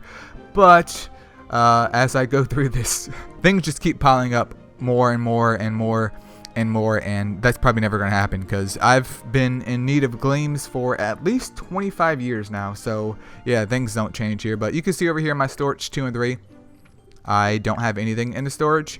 I am debating actually about picking up the gem based ship and taking like my RGBs that I know I don't use but still want to just hoard and putting them into the void forever. So if they do get an update in the future, or there's certain type of content where they're going to be more useful at, which I understand there's Elemental Tower of Chaos, but outside of that, if there's any buffs that make other mons spicier than what they are now, I'll still have those mons and I don't have to go out of my way to kind of build them, because they will just be sitting here in the storage forever in the void. But anyways, here's my storage right here. I do have some like RGB Nat 4s or mons that I've rebirthed just hanging out here, because I don't really want to get rid of them, once again, for future updates. But at the same time, it's like, unless I circumvent a way to kind of clear out my storage quite quickly, there's certain times where I just have to hold them into my mod box, or actually force myself to expand my storage. But the goal is to keep as little as possible, all while maintaining my collector desires. But yeah, so here's the storage over here. We can see a decent amount of Nat 4s. There's Hades, Odin, variant Gilgamesh, another Gilga, Arthur, Fire Artemis, Gilga, some more Arthurs, Zubaji, and Kidu. Yeah, you guys are going to see. I just won't read them all off, but a decent amount of Nat 5s right here. Slowly they will be pulled out, but it's going to be a big delay because of Dark Venus hogging up everything here. Because I do use Holy Gleams on non-light and dark Nat 5s, because I'm always in a Gleam deficit. So if I don't have a light or dark Nat 5 to Evo 3 or Evo 2 with the Holy Gleams, I'm putting it in something else, because you can't stop me. I do what I want here. But here's the other ones too. I mean, there's a Nightmare sitting over here, a Valk, Odin, Shao Jing, Garuda, couple of Indies, Odin, 3 Wet Purses, some Nightmare action, another Mr. C here, and of course some of the lovely Nat 4s that are variant, but they're just here hanging out in the box, because once again, if a change comes around, congratulations, I'm pulling them from the Shadow Realm, and we're back in action here. And then here's the wood mines over here. Once again, kind of a spread of just Nat 4s and freaking Panolo, and a garbage water Snowy sitting over there. And yeah, I mean, I don't have anywhere near as much as Nat 5s as freaking Leafy, but I have a decent amount if I ever need to kind of sacrifice stuff for, which at the time of this video, Griffin's Rebirth is actually back around. So I could potentially pull out a couple Griffins to Evo 3 my Dark one in the future, if I so please, but I'm not sure if I'm going to do that or not. There's also a variant Wood Gleam right here, holding on to that for dear life, because what if one of my Titan team compositions requires that for me to maximize my damage? I want to wait until all that stuff's done and go ahead and feed that Gleam into whoever that needs it. Or, say for instance, if I got like a Wood Indra, I could feed that and give it to my one of my other Dark Indras, the non-variant one, if I wanted to do something like that. So he's just there hanging out just in case he is needed. And then here's my light mons over here. So 2 more baby sharks, Tina, there's Yeti, there's another light Valk, and yeah, pretty much just exotic / rebirth mons that don't really come around too often, but they do come around enough for me to hoard them. Here's another light Hana. There's a light Incubus who isn't Evo 3, but I could have sworn, yeah, I do have one that's Evo 3, so I'm not sure why he's here. Really not sure. A couple of light Radices. Nothing too extravagant here. 3 light Venuses who would never be used. Light Holy Gleam. I don't know why. Light, I believe that's Peyotes here hanging out here. The Dark Mons. Alpaca. Hunter. 2 Mihos. Another Mona. Yeah, nothing too spicy. Sadly, there's no like super duper amazing Dark Nat 5 sitting in this mon box right here. Pretty much just rebirth mons that I sacrificed for to get their light and dark types. But there's my other 2 Venuses that will be taken out here very shortly once I Evo to that other Dark Venus, and I'll slowly get those built up for my new and improved light team for Titans.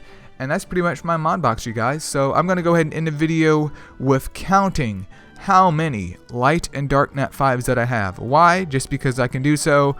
And obviously, because I picked Odin for both light and dark contracts, I will subtract those from out the equation here. Alright, so starting off here with my mod box, I'm going to count all of the light and dark Nat 5s that I have. Obviously not counting the fusion mons or anything like that, which are obtainable from every single player in the game, as long as you like suffering. So there's Dark Hohenheim, Dark Sanzang, Dark Indra, Dark Odin, Dark Wukong, that puts me at 5. Dark Hades, that's 6. Dark Purse, which is 7. Dark Indra, which is 8. That seems to be it for this part of the Mon box. Light Garuda, that's 9. Another Light Garuda, that's 10. Light Shinobi, that's 11. Light Wukong, that's 12. She doesn't count. He doesn't count. Let me see who else. What is that? Light Amaoji, which is 13. Light Valk, which is 14. And I think that's it that is actually sitting in my actual Mon box that I can pull out of at any time. And then for the other guys over here, nothing too spicy on that side. So that's 14. I know I have another Light Valk, which is 15, and that might be it, you guys. So yeah, I have 15 Light and Dark Nat 5s that aren't fusion orientated or, you know, farmable by any means, unless I count it wrong. But yeah, that's pretty much it. That was my total account review. Very, very long and lengthy here, and it's been 2 years since I did so probably one of my longest videos yet, if not just my longest video in existence, until I do like another account review, but hopefully this will be better. My overall thoughts on my account though is some things work really, really well, and then some things definitely need a lot of work. And once again, I had mentioned like doing like a spreadsheet or something just to focus more so on the mons that are more important to me as a player, because as you can see, I have a whole bunch of mons and a majority of them don't really get used because I don't need them, or they're literally just for world boss. So I think my account is okay. It could honestly be just a lot better in general, and even if your account isn't anywhere near mine, do keep in mind my account, in my opinion, isn't even like super duper amazing. So there's always room for improvement, but at the end of the day, it's a game. As long as you're having fun, that's all that matters. And one of my big reasons that I do continue to play MSO is just I like interacting with you guys. I like capturing new mons for the Astro Guide and trying to fill that thing out, and also the lovely dopamine rush of pulling out Light and Dark Nat 5s, of course. But yeah, that's pretty much it, you guys. Feel free to leave any comments below about what you guys think about the Mon box. Is there any questions you guys would like to ask? And yeah, that's pretty much it. Thank you guys so much for watching.